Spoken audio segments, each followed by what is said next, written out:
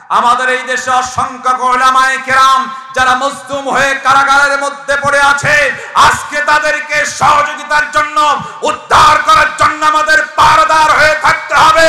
কে কে আছেন জীবন দিয়ে, প্রয়োজন হলে আমরা তাদের পাশে দাঁড়াবো। কে কে আছে দুটি হাত তুলে আল্লাহরে দেখা। আমাদের দেশে অনেক মজলুম আলেম আছে, চোখের পানি ঝরায় ঝরায় কাঁদছে, আছে কি না? অনেক মুফাসসিরে কেরাম আছে যারা মজলুম হয়ে তারা দিন কাটাচ্ছে, কথা বলে ঠিক কিনা? তবে আমার বিশ্বাস, মুসলিম মুসলমান আমাদের দেশে রাতের অন্ধকারে কেঁদে কেঁদে চোখের পানি ছেড়ে আল্লাহর কাছে সাহায্য চাচ্ছে। একদিন না একদিন এই দেশে দোয়া মঞ্জুর হবেই হবেই হবে ইনশাআল্লাহ।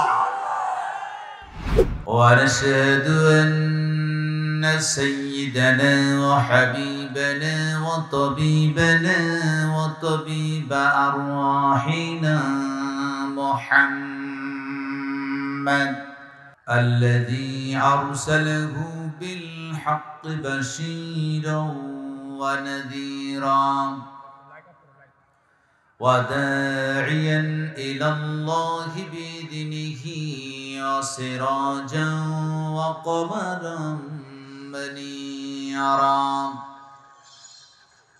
فقد قال الله تعالى في كلامه المجيد وفرقانه الحميد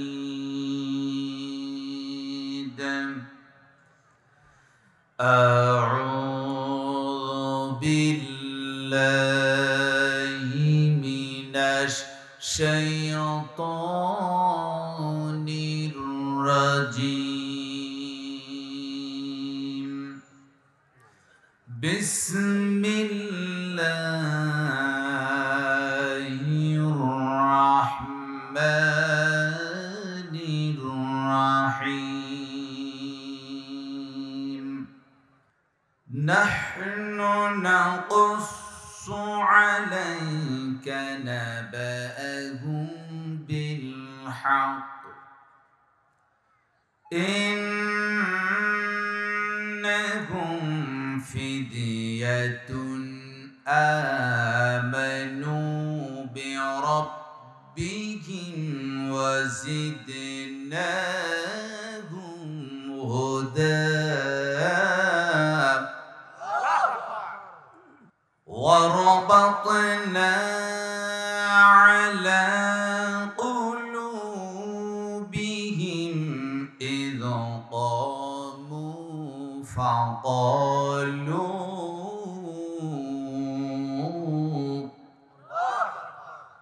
فقالوا ربنا رب السماوات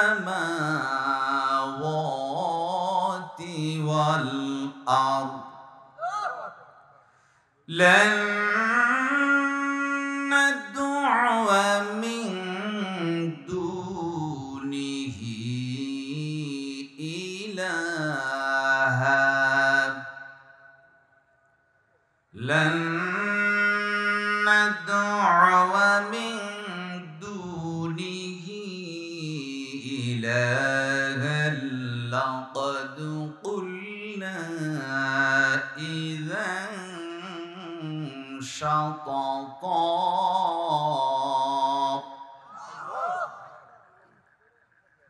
الله أكبر بسم الله الرحمن الرحيم ما كان محمد أبا أحد من رجالكم ولكن رسول الله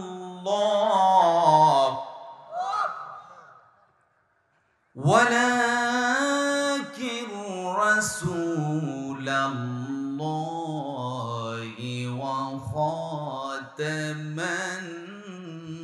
النبيين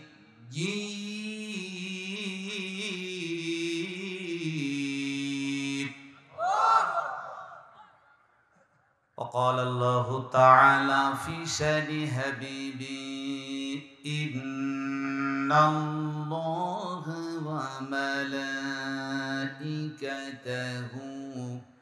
يصلون على النبي يا أيها الذين آمنوا صلوا عليه وسلموا تسليما اللهم صل على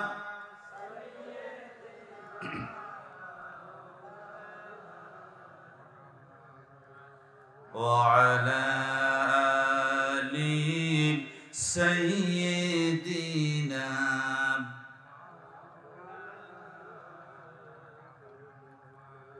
মনটা যদি হইতো প্রবল হাওয়া হইতো যদি সভর কবুতর মেঘের ডানায় পাঠিয়ে দিতাম মেঘের ডানায় পাঠিয়ে দিতাম মদিনারি পথি যেথায় আমার প্রিয়া নবী ঘুমাই নিরন্তর যেথায় আমার প্রিয়া নবী ঘুমাই নিরন্তর আল্লাহুম্মা সাল্লি আলা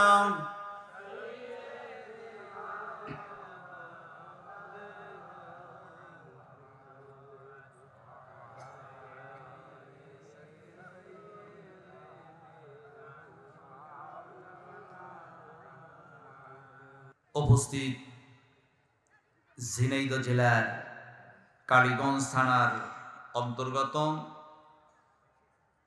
হেলাই গ্রামবাসীর উদ্যোগে হেলাই চিত্রা নদী সংলগ্ন ময়দানে 17তম তাফসীরুল কোরআন মাহফিল ও ইসালে সওয়াবের সম্মানিত সভাপতি হেলাই দক্ষিণ পাড়া জামি মসজিদের সম্মানিত ইমাম হাফেজ মাওলানা মাহবুবুর রহমান সাহেব মুদ্দাজিল আলী আজকের মাহফিলের প্রধান অতিথি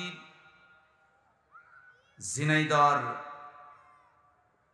মাননীয় জাতীয় সংসদ সদস্য জনাব মোহাম্মদ আনোয়ারুল আজিম আনোয়ার সাহেব, সাংবাদিক বন্ধুগণ, প্রশাসনিক ভাইরা, বিশেষ আকর্ষণ পর্দার আড়ালে বসে থাকা দিনদার পরহেজগার মা ও বোনেরা, সকলের প্রতি আন্তরিক সালাম। আসসালামু আলাইকুম ওয়া রাহমাতুল্লাহি ওয়া বারাকাতুহু। মহান তাবারক তাআলার দরবারে শুকরিয়া আদায় করছি যে মহান জাল্লা শাহরুহু যিনি দয়া করে মেহেরবানি করে আজকের আপনাদের এই ঝিনাইদহ কালীগঞ্জের হেলাই গ্রামবাসীর উদ্যোগে ঐতিহাসিক তাফসীরুল কোরআন মাহফিলে বসে আল্লাহর কালাম মহা পবিত্র কোরআনুল কারীম শোনার সুযোগ পেয়েছেন।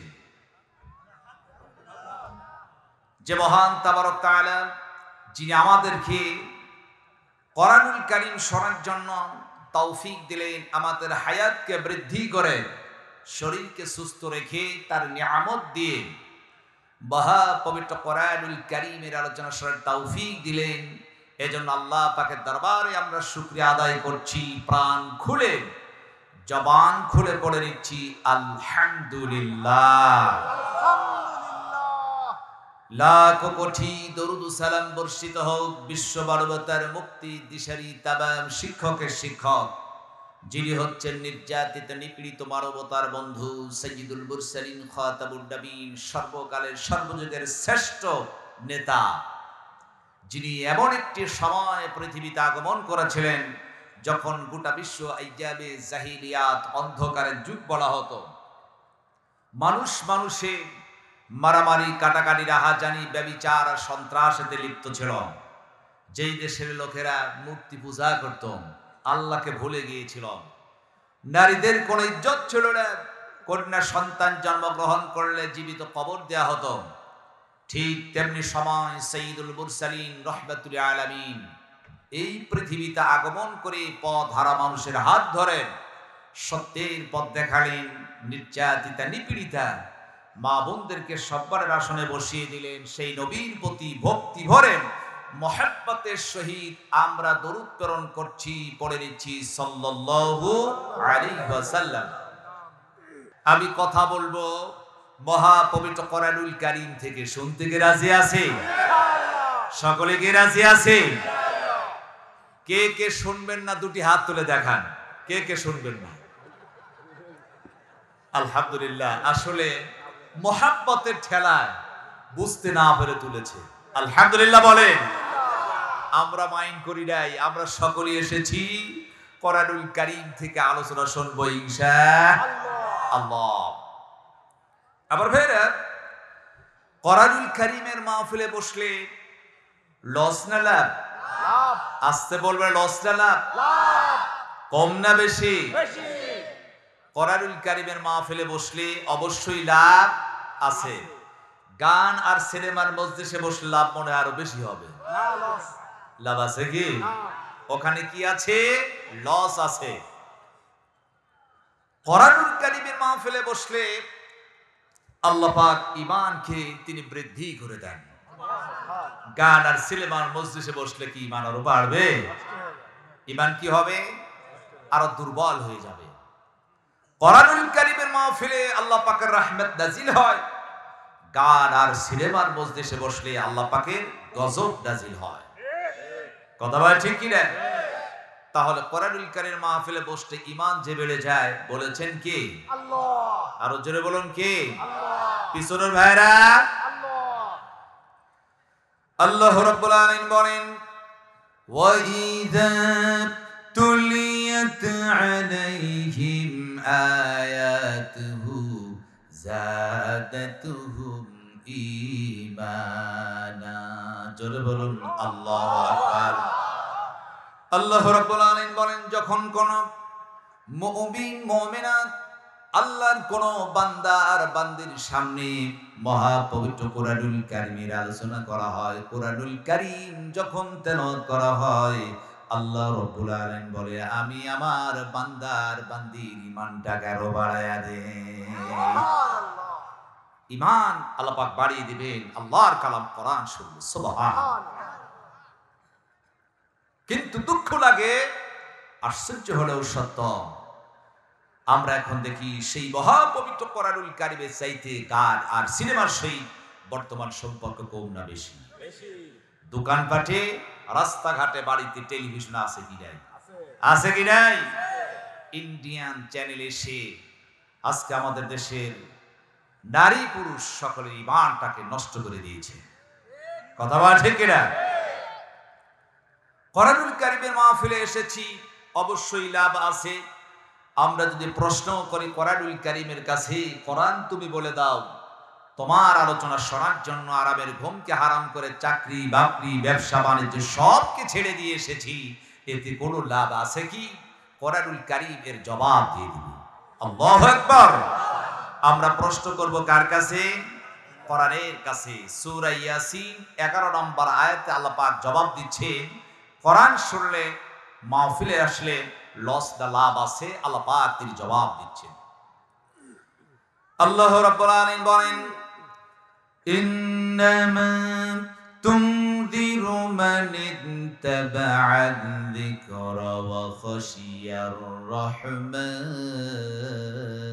বিল গায়ব ফাবাশশিরহু বিমাগফিরাতিন ওয়া আজরিন কারীম। আল্লাহ রাব্বুল আলামিন বলেন, হে আমার নবী, আপনি তাদেরকে সুসংবাদ দেন, ওই লোককে সুসংবাদ জানিয়ে দিবেন। এক নাম্বার, ইন্নামা তুনযিরু মান ইত্তাবাআ যিকরা, যেই লোকটি আপনি তার কাছে মেসেজ পাঠান, তাদেরকে বক্তব্য শোনান, নসিহত করেন। কোরআনুল কারীম কেবলমাত্র এই লোকদেরকে আপনি শোনাবেন যারা কোরআনুল কারীমের বক্তব্য শুনবে আর সেইটা মেনে নিবে।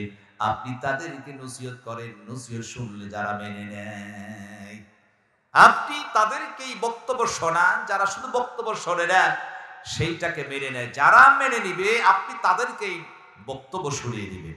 সুবহান। এতে বোঝা যায় যে শুধু শুনলে হবে না, মানতে হবে। কথা বলা ঠিক কিনা? আজকে আমরা কোরআনুল কারীমের বক্তব্য শুনবো এবং মেনে নেব ইনশাআল্লাহ। সকলে কি মানতে রাজি আছে? সকলে কি মানতে রাজি আছি? তাহলে এক নম্বরে শুনবো আর মেনে নিব। আল্লাহর হুকুম অবশ্যই আমাদের মানতে হবে। আবার ভাইরা, আজকে অসংখ্য মানুষ তাফসীরুল কোরআন মাহফিলে এসেছেন। আল্লাহ পাক তিনি তার বান্দার জন্য ৫ ওয়াক্ত নামাজকে তিনি ফরজ করে দিয়েছেন। আজকে কিছুক্ষণ পূর্বে একটি নামাজ ছিল, সেটা হচ্ছে সালাতুল ইশা। এই ইশার নামাজ আমাদের জন্য ফরজ ছিল না? সকলে কি আমরা আদায় করেছি? সকলে কি আদায় করেছি? তবে আমি বলে লজ্জা দিব না, এই তাফসীরুল কোরআন মাহফিলে এমনও কিছু ব্যক্তি থাকতে পারে যারা এখনো পর্যন্ত ইশার সালাত আদায় করতে পারে নাই। তবে হতে পারে আজকের এই তাফসীরুল কোরআন মাহফিলের ওসিলায় আল্লাহ পাক তাদেরকে হিদায়াত করে দিতে পারে। পারে কি পারে না? আমরা দোয়া করব আল্লাহ পাক আমাদের সকলকে ৫ ওয়াক্ত নামাজের জন্য বানিয়ে দেন। সকলে আমিন। ৫ ওয়াক্ত নামাজ আমাদের জন্য আল্লাহ কি করেছেন? ফরজ করেছেন। যতক্ষণ পর্যন্ত জ্ঞান আছে, হুঁশ আছে। পাবনা থেকে এসেছি অনেক কষ্ট করে, বড় হয় আমার জন্য আজকে ইশার সালাতটা ফরজ ছিল না, ছিল না? আমার জন্য কিন্তু মাপ দেয়। তবে হ্যাঁ, আল্লাহ পাক আমার জন্য সহজ করেছেন। কসর ফরজ ছিল ৪ রাকাত, আমার জন্য হয়ে গেছে 2 রাকাত। আল্লাহ পাক সহজ করেছে ইসলামকে, বান্দার যাতে কষ্ট না হয়। সুবহানাল্লাহ। নামাজ পড়লে লস না লাভ? লাভ আছে কি? আল্লাহ রাব্বুল আলামিন বলেন, ইন্নাস সালাতা তানহা আনিল ফাহশাই ওয়াল মুনকার। জোরে বলুন আল্লাহু আকবার। আল্লাহ রাব্বুল আলামিন বলেন, কেবলমাত্র নামাজ পড়ে সমস্ত অশ্লীলতা, বেহায়াপনা, মন্দ, সুদ, ঘুষ, দুর্নীতি, চাঁদাবাজি, ডাকাতি, যত রকমের খারাপ কাজ আছে এই সমস্ত বেহায়াপনা থেকে দূরে রাখতে পারে নামাজ। সুবহানাল্লাহ। নামাজের উপকারিতা আছে কি নাই? এখন প্রশ্ন হতে পারে, হুজুর নামাজ আদায় হয়, চুরিও কিন্তু থামে না, নামাজ হয় সুদও খায়, নামাজ পড়ে ঘুষ খায়, এমন অফিসার আছে কি নাই? আছে কি নাই? নামাজ পড়ে হকুল ইবাদকে নষ্ট করে, নামাজ পড়ে অনেক লোক আছে দেখবেন নিজের মেয়েকে ফাঁকি দিয়া সব সম্পদ ছেলের নামে রেজিস্ট্রি করে দেয়। আছে কি নাই? নামাজ পড়ছে, এরপরও দেখবেন নিজের জমিকে বাড়ানোর জন্য আইল আছে না, কেটে কেটে অপরের জমির মধ্যে 1 হাত ঠেলে দিচ্ছে। এরকম লোক আছে কি নাই? তাহলে নামাজ পড়লাম, চুরি, ডাকাতি, সন্ত্রাসী, সুদ, ঘুষ, ব্যভিচার সব দূর হলো। এর কারণ কি? কারণ হচ্ছে আমরা এখনো পর্যন্ত নামাজ প্রতিষ্ঠিত করতে পারি না। কথা বলা ঠিক কিনা? আমরা শুধু নামাজ পড়েছি। আল্লাহ বলেছে নামাজ প্রতিষ্ঠিত করো। প্রতিষ্ঠিত সমাজের মধ্যে বাস্তবায়িত করতে হবে, আমরা এখনো পর্যন্ত করতে পারি নাই। আজকে হাজার হাজার তাওহীদি জনতা এসেছেন, আপনারা প্রত্যেক ব্যক্তি কিন্তু পোশাক পরে এসেছেন, আসেন নাই? একটা লোককেও খুঁজে পাওয়া যাবে না পোশাকহীন উলঙ্গ অবস্থায়। কাউকে কি পাওয়া যাবে? আমি যদি কাউকে বলি পোশাক খোলার জন্য তোমাকে এত টাকা দেব, কেউ কি পোশাক খুলবেন? কারণ কি? সমাজে পোশাক প্রতিষ্ঠিত আছে বলেই একটা উলঙ্গ মানুষ খুঁজে পাওয়া যায় না। আজকে আমি বক্তব্য দিচ্ছি, বিভিন্ন মাহফিলে বিভিন্ন অতিথি থাকে না, রাজনৈতিক ব্যক্তি বক্তব্য দেয়। একজন ব্যক্তি এসে বলল, হুজুর আমি একটু বক্তব্য দিব, আপনার মাইক্রোফোনটি আমারে ছেড়ে দেন। বক্তব্য দিয়েছেন, ভাইরা আমার, এবার যদি আমারে ভোট দেন, আমি যদি চেয়ারম্যান হতে পারি, এইটা করব, সেইটা করব, অনেক কিছু করব। লোকেরা তাকিয়ে দেখলেন যিনি বক্তব্য দিচ্ছেন এর পরনে কোনো পোশাক নাই, মাশাআল্লাহ উলঙ্গ মার্কা লোক। বলেন তো লোকের ওরে ভোট দিবে? ভোট দেবে কি? বলবে তো বড্ড পাগল যে পোশাক পরতে জানে না। কারণ সমাজে পোশাক প্রতিষ্ঠিত আছে বলেই একজন উলঙ্গ ব্যক্তিকে কেউ যেমন ভোট দিতে চায় না। ওয়াল্লাহি আল্লাহর কসম, এই সমাজে যদি নামাজ প্রতিষ্ঠিত থাকতো, একজন বেনামাজি ভোট চাইলে কেউ তারে ভোট দিত না। কথা বলেন ঠিক কিনা? নামাজিদেরকে ভোট দেওয়ার প্রয়োজন আছে কি না? আছে কি নাই? এটাও সত্য।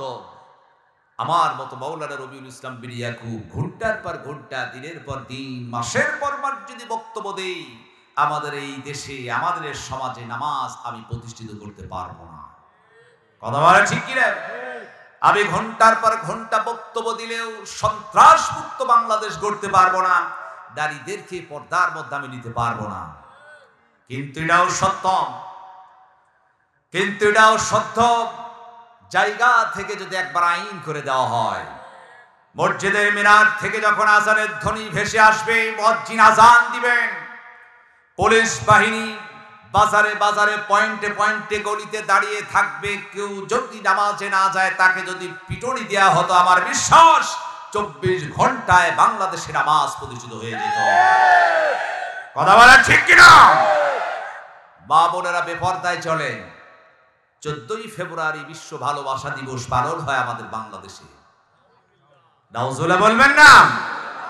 মুসলমান জাতির পুরা কপাল, যেই জাতি মুসলমান নাম দিয়েছে শুধু গরুর গোশত খায়। কথা বলা ঠিক কিনা? 14ই ফেব্রুয়ারি এলো, পার্কে গিয়া, বিভিন্ন চিড়াখানায়, স্পটে গিয়া নারী আর পুরুষগুলো একত্রিত হয়ে গেল। বান্ধবী তার সহচরকে নিয়ে, কার ছেলে কার মেয়ে, কোনো ভেদাভেদ নাই।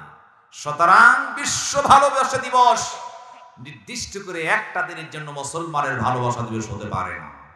কথা বলা ঠিক কিনা? মুসলমানের ভালোবাসা সারা জীবন থাকবে, তার মৃত্যুর আগ পর্যন্ত। সন্তান তার মাকে ভালোবাসবে, মা তার সন্তানকে ভালোবাসবে, স্বামী স্ত্রীর মধ্যে সম্পর্ক থাকবে, মহব্বত ভালোবাসা বন্ধুর মধ্যে থাকবে। তবে বান্ধবীর সহিত কোনো প্রেম ভালোবাসা করা যাবে না। কথা বলা ঠিক কিনা? সেই মায়েরা বেপরদায় চলে। আমার বিশ্বাস কোরআনের আইন যদি বাংলাদেশে একবার চালু হয়ে যেত, পুলিশ বাহিনী যদি পিটুনি দিত, আমার বিশ্বাস বাংলাদেশের কোন নারী বেপরদায় চলাফেরা করতে পারতো না। কথা বলা ঠিক কিনা? তাহলে আমরা চাই এই দেশ কোরআনের দেশ হয়ে যাক। চান কি চান না? কে কে চান? দুটি হাত তুলে আল্লাহরে দেখান।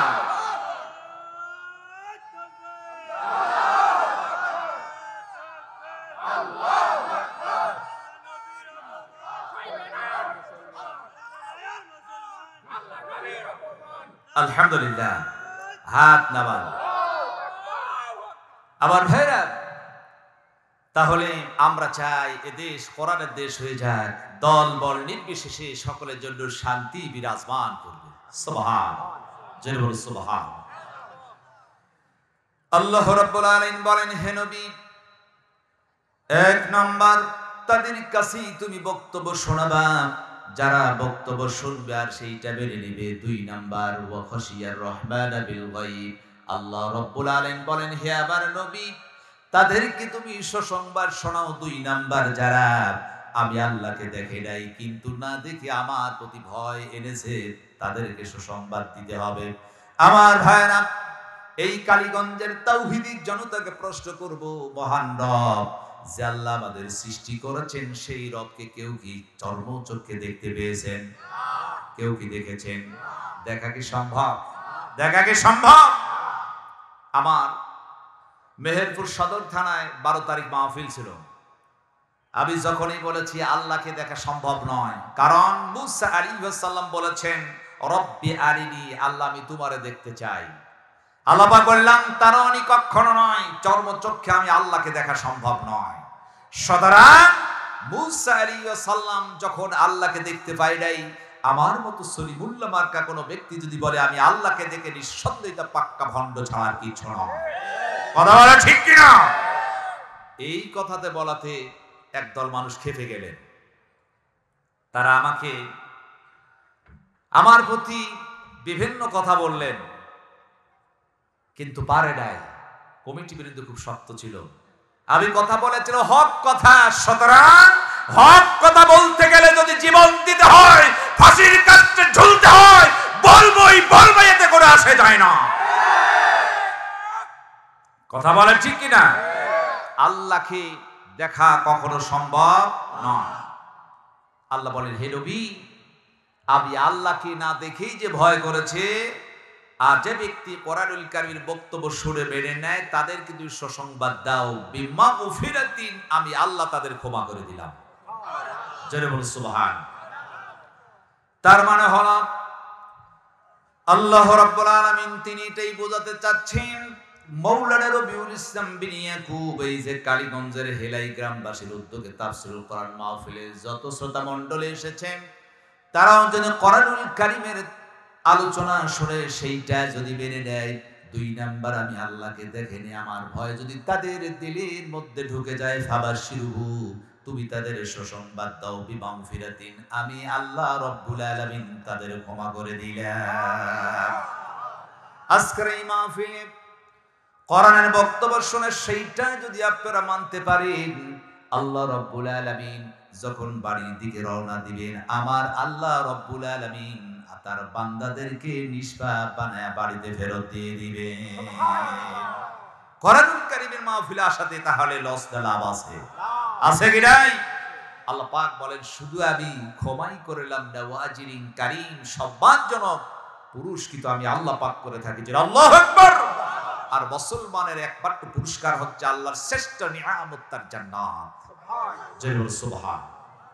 আমরা এসেছি সেই কোরআন শুনতে। কি শুনতে এসেছি? কোরআন হচ্ছে শ্রেষ্ঠ একটি কিতাব, এটি একটি সংবিধান। মানুষ কেমনি চলবে সব কিছু আল্লাহ কোরআনুল কারীমের মধ্যে খুলে খুলে বলে দিয়েছে। জয় বল সুবহান। আর জয় বলেন সুবহানাল্লাহ। অসংখ্য নবী এবং রাসূল আলাইহিস সালামগণ পৃথিবীতে এসেছেন, তাদের যে মুআজিজা ছিল সমস্ত মুআজিজা বিলীন হয়ে গেছে, একটাও মুআজিজা নাই। আমার পূর্বে আমার ভাই মাওলানা নুরুন নবী আশিকি ভাই তিনি বক্তব্য দিচ্ছিলেন, আমি রুমের মধ্য থেকে শুনতেছিলাম। তিনি বলেছেন হযরত মূসার হাতের লাঠি যে বিশাল সাপ হয়েছিল, সমস্ত জাদুকরের জাদুকে নিঃশেষ করে দিয়েছিলেন মূসার হাতের লাঠি। কথা বলছে কিনা? তাদের যত কিছু জাদুর ভিলকিবাজি দেখালো, মূসার হাতের লাঠি যখন ছেড়ে দিলে বিশাল সাপ হয়ে গেল, সমস্ত জাদুকররা ভয় পেয়ে গেলেন। মূসা আলাইহিস সালাম বিদায় নিয়েছেন, তার মুআজিজা শেষ। আর যদি আমি হাতের লাঠি ছেড়ে দিই, আর সাপে পরিণত হবে না। হবে কি? হযরত ঈসা আলাইহিস সালাম জন্মন্দের চোখে যদি হাত বুলিয়ে দিতেন, জন্মন্দের দৃষ্টি ফিরে আসতো। আজকে আমরা যদি কোন জন্মন্দের চোখে হাত বুলিয়ে দেই, দৃষ্টি ফিরে আসবে না। তার মানে হলো ঈসা আলাইহিস সালাম তিনি দুনিয়ার মুক্তি বিদায় নিয়েছেন, তার মুআজিজাও বিলীন হয়ে গেছে। হযরত সুলাইমান আলাইহিস সালাতু ওয়াস সালাম যাকে আল্লাহ মুআজিজা দিলেন, বিনা ইঞ্জিলে বিনা পেট্রোলে ড্রাইভার লাগতো না, শুধু তক্তার উপর বসতেন, অসংখ্য লোক নিয়ে গোটা পৃথিবী তিনি ভ্রমণ করতে পারতেন। আজকে আমরা শত আলেম হাফেজ কারি পীর মাশায়েখ সমস্ত ব্যক্তি যদি তক্তার উপর বসি, সেইটার যদি ইঞ্জিন না থাকে, এটার আকাশে উড়বে না। তার মানে হলো একজন নবী এসেছেন, দুনিয়ার মুক্তি বিদায় নিয়েছেন, তাদের মুআজিজাগুলি বিলীন হয়ে গেছে। কথা বলেন ঠিক কিনা? আমাদের দেশে যেমন লৌহ কর্মকার আছে, লোহা দিয়ে অস্ত্র নির্মাণ করার জন্য লোহাকে দেখবেন আগুনের মধ্যে ঢুকিয়ে দেয়। লোহাকে পোড়াতে পোড়াতে লোহার রং যখন লাল হয়ে যায়, লোহাকে পিটায়া পিটায়া বিভিন্ন কায়দায় অস্ত্র নির্মাণ করে। ঠিক হযরতে দাউদ আলাইহিস সালাতু ওয়াস সালামকে আল্লাহ এমন একটা মুআজিজা দিলেন। হযরতে দাউদ আলাইহিস সালাম যখন তিনি অস্ত্র নির্মাণ করতে যেতেন, হযরতে দাউদ আলাইহিস সালাম লোহাকে আগুনের মধ্যে ঢোকানোর কোনো প্রয়োজন হতো না, শুধুমাত্র লোহাকে নিতেন, হাতের মধ্যে চাপ দিতেন, লোহা গলে পানি হয়ে হযরতে দাউদ আলাইহিস সালামের হাতের আঙ্গুলের ফাঁক দিয়া গলে গলে নিচের দিকে চলে যেত। হযরতে দাউদ আলাইহিস সালাম তিনি দুনিয়ার বুকে বিদায় নিয়েছেন, তার মুআজিজা বিলীন হয়ে গিয়েছে। আর সর্বকালের সর্বযুগের শ্রেষ্ঠ যেই ব্যক্তি সাইয়্যিদুল মুরসালিন বিশ্বনবী, তাকে যে মুআজিজা দিলেন মহাপবিত্র কোরআনুল কারীম ছিল, আছে কিয়ামত পর্যন্ত থাকবে, এটার বিলীন হবে না। কথা বল ঠিক কি না? পৃথিবীতে যত মুআজিজা এসেছে সমস্ত নবীদের মুআজিজা বিলীন হয়ে গেছে। বিশ্বনবীর শ্রেষ্ঠ মুআজিজা মহাপবিত্র কোরআনুল কারীম ছিল, আছে কিয়ামত পর্যন্ত থাকবে। কথা বলে ঠিক কি না? কোরআনুল কারীম এটা হচ্ছে শ্রেষ্ঠ একটি কিতাব, যেটা কোনো ব্যক্তি, কোনো গোষ্ঠী, কোনো দলের জন্য আল্লাহ দেন নাই। এটা কি কোনো ব্যক্তির জন্য? এটা আওয়ামী লীগ, বিএনপি, জামাত ইসলাম, চরবনাই, ফুরফুরা কারোর জন্য নির্দিষ্ট করে আল্লাহ দেয় নাই। এটা হচ্ছে হুদান লিন্নাস, মানুষের হিদায়াতের জন্য আল্লাহ কোরআন দিয়েছেন। জোরে বলুন সুবহান, আর জোরে বলুন সুবহানাল্লাহ। যে কোরআনুল কারীমকে সর্বক্ষেত্রে, তার ব্যক্তিগত, তার পারিবারিক, তার সামাজিক, তার রাষ্ট্রীয় সর্বক্ষেত্রে যে ব্যক্তি মেনে নিতে পারবে, বাস্তবায়িত করবে, সে ব্যক্তিকে আল্লাহ পাক তাকে হিরো বানায়া দিবে। কোরআনের সহিত যদি কেউ দুশমনি করে, সে ব্যক্তি হিরো থাকে, আল্লাহ তারে জিরো বানায়া দেয়। কথা বলা ঠিক কি না? আমরা কোরআন থেকে আলোচনা শুনবো ইনশাআল্লাহ। আবার ভাইরা, প্রাসঙ্গিক বিষয়ে আলোচনা করে সময় নষ্ট না করি, মূল আলোচনায় ফিরে যাই। আমি আজকে আপনাদের সম্মুখে মহাপবিত্র কোরআনুল কারীমের 15 নম্বর পারার সূরাতুল কাহাফ নামে একটি সূরা 13 এবং 14 নম্বর আয়াতে কারিমা আমি তেলাওয়াত করেছি।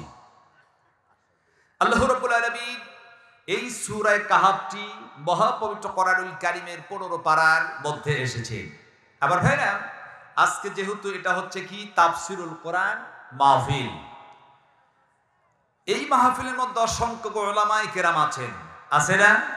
অনেক হাফেজ আছে, এমনও জ্ঞানী ব্যক্তি আছে যার আমি ছাত্র উপযুক্ত হতে পারি নাই, কিন্তু এই মুহূর্তে যেহেতু আমাকে এখানে বসিয়ে দিয়েছে, কিছু সময়ের জন্য হলেও এই মুহূর্তে আমি এখন শিক্ষক হয়ে গেছি। কথা বলা ঠিক কি না? এখন আপনারা ছাত্র, তাহলে শিক্ষক আর ছাত্র, এখানে কোরআনুল কারীম থেকে যেহেতু তাফসীর দেয়া হবে, আমি আমার সহিত আপনাদের একটু কথা বলতে হবে, আর আলোচনা শুনতে হবে, সেইটা বুঝতে হবে, যাতে কেউ যদি প্রশ্ন করে হুজুর কি বক্তব্য দিয়েছিল, এটা যদি আপনি বলতে পারেন। এমনটি বলা যাবে না ওই গল্পের মতো এক লোক সারা রাত বক্তব্য শুনেছে ইউসুফ জুলাইখার কাহিনী। সকালবেলা স্বামী বেচারাটা তার স্ত্রীকে বলছে, শোনো, সারা রাত বক্তব্য শুনলাম, কি শুনেছ? এখন ডেকে বলতে প্রাণের স্বামী গো, সারা রাত বক্তব্য শুনলাম, কিন্তু জুলাইখা মহিলা না পুরুষ এইটা বুঝলাম না। এখন সারা রাত বক্তব্য শুনেছি ইউসুফ জুলাইখার কাহিনী, কিন্তু জুলাইখা সে মহিলা নাকি পুরুষ এটা বুঝতে পারে নাই। এইরকম শোনা যাবে না, শুনতে হবে, বুঝতে হবে। তাহলে সূরা কাহাফ আছে মহাপবিত্র কোরআনুল কারীমের কত নাম্বার পারায়? 15 নাম্বার পারা। কয় নাম্বার পারা? 15 নাম্বার পারায় আছে সূরাতুল কাহাফ। আর এই সূরা কাহাফের আয়াত সংখ্যা আছে কতটি? 110টি। সূরা কাহাফের আয়াতের সংখ্যা কতটি? 110টি। সূরা কাহাফের মধ্যে রুকু আছে 12টি। কয়টি? রুকু আছে 12টি। সূরা কাহাফের কাফুন শব্দের অর্থ হচ্ছে গুহা। কাফুন শব্দের অর্থ গুহা। সূরা কাহাফ নাজিল হয়েছে মক্কাতে। কোথায়? এখন সূরা কাহাফ আছে 15 পারা, কাফুন শব্দের অর্থ হচ্ছে গুহা, আয়াত আছে 110টি, রুকু আছে 12টি। সব কিছু আমরা বুঝলাম। এখন সূরা কাহাফের শানি নুজুল, সূরা কাহাফের ফজিলত, সকল বিষয়ে সার্বিক আলোচনা না করলে তাফসীর বোঝা যাবে না। তাবার ভাইরা, তাহলে সূরা কাহাফের আয়াত আছে কতটি? 110টি। রুকু আছে কয়টি? 12টি। কত নাম্বার পারায় সূরা কাহাফ? 15 নাম্বার পারায়। কাফুন শব্দের অর্থ কি? গুহা। এখন সূরা কাহাফের সামান্য সংক্ষেপ ফজিলত রাসূল আকরাম সাল্লাল্লাহু আলাইহি ওয়াসাল্লাম বলেছেন, যে ব্যক্তি সূরা কাহাফের প্রথম 10টি আয়াতে কারিমা মুখস্থ করবে আল্লাহ পাক তাকে দাজ্জালের ফিতনা থেকে হিফাজত করবে। জোরে বলুন সুবহানাল্লাহ। আরেকটা হাদিস শরীফে হুজুর বলেন, যেই বান্দা বা কোনো বান্দি সূরা কাহাফের সম্পূর্ণ আয়াত 110 আয়াত বিশিষ্ট সূরা কাহাফ যদি জুমার দিন শুক্রবার তেলাওয়াত করেন, আল্লাহর নবীজি বলেন পরবর্তী জুমার দিন এক সপ্তাহের মধ্যে ওই বান্দির যত গুনাহ সগীরা হবে আল্লাহ রাব্বুল আলামিন সবগুলোকে তিনি ক্ষমা করে দিবেন।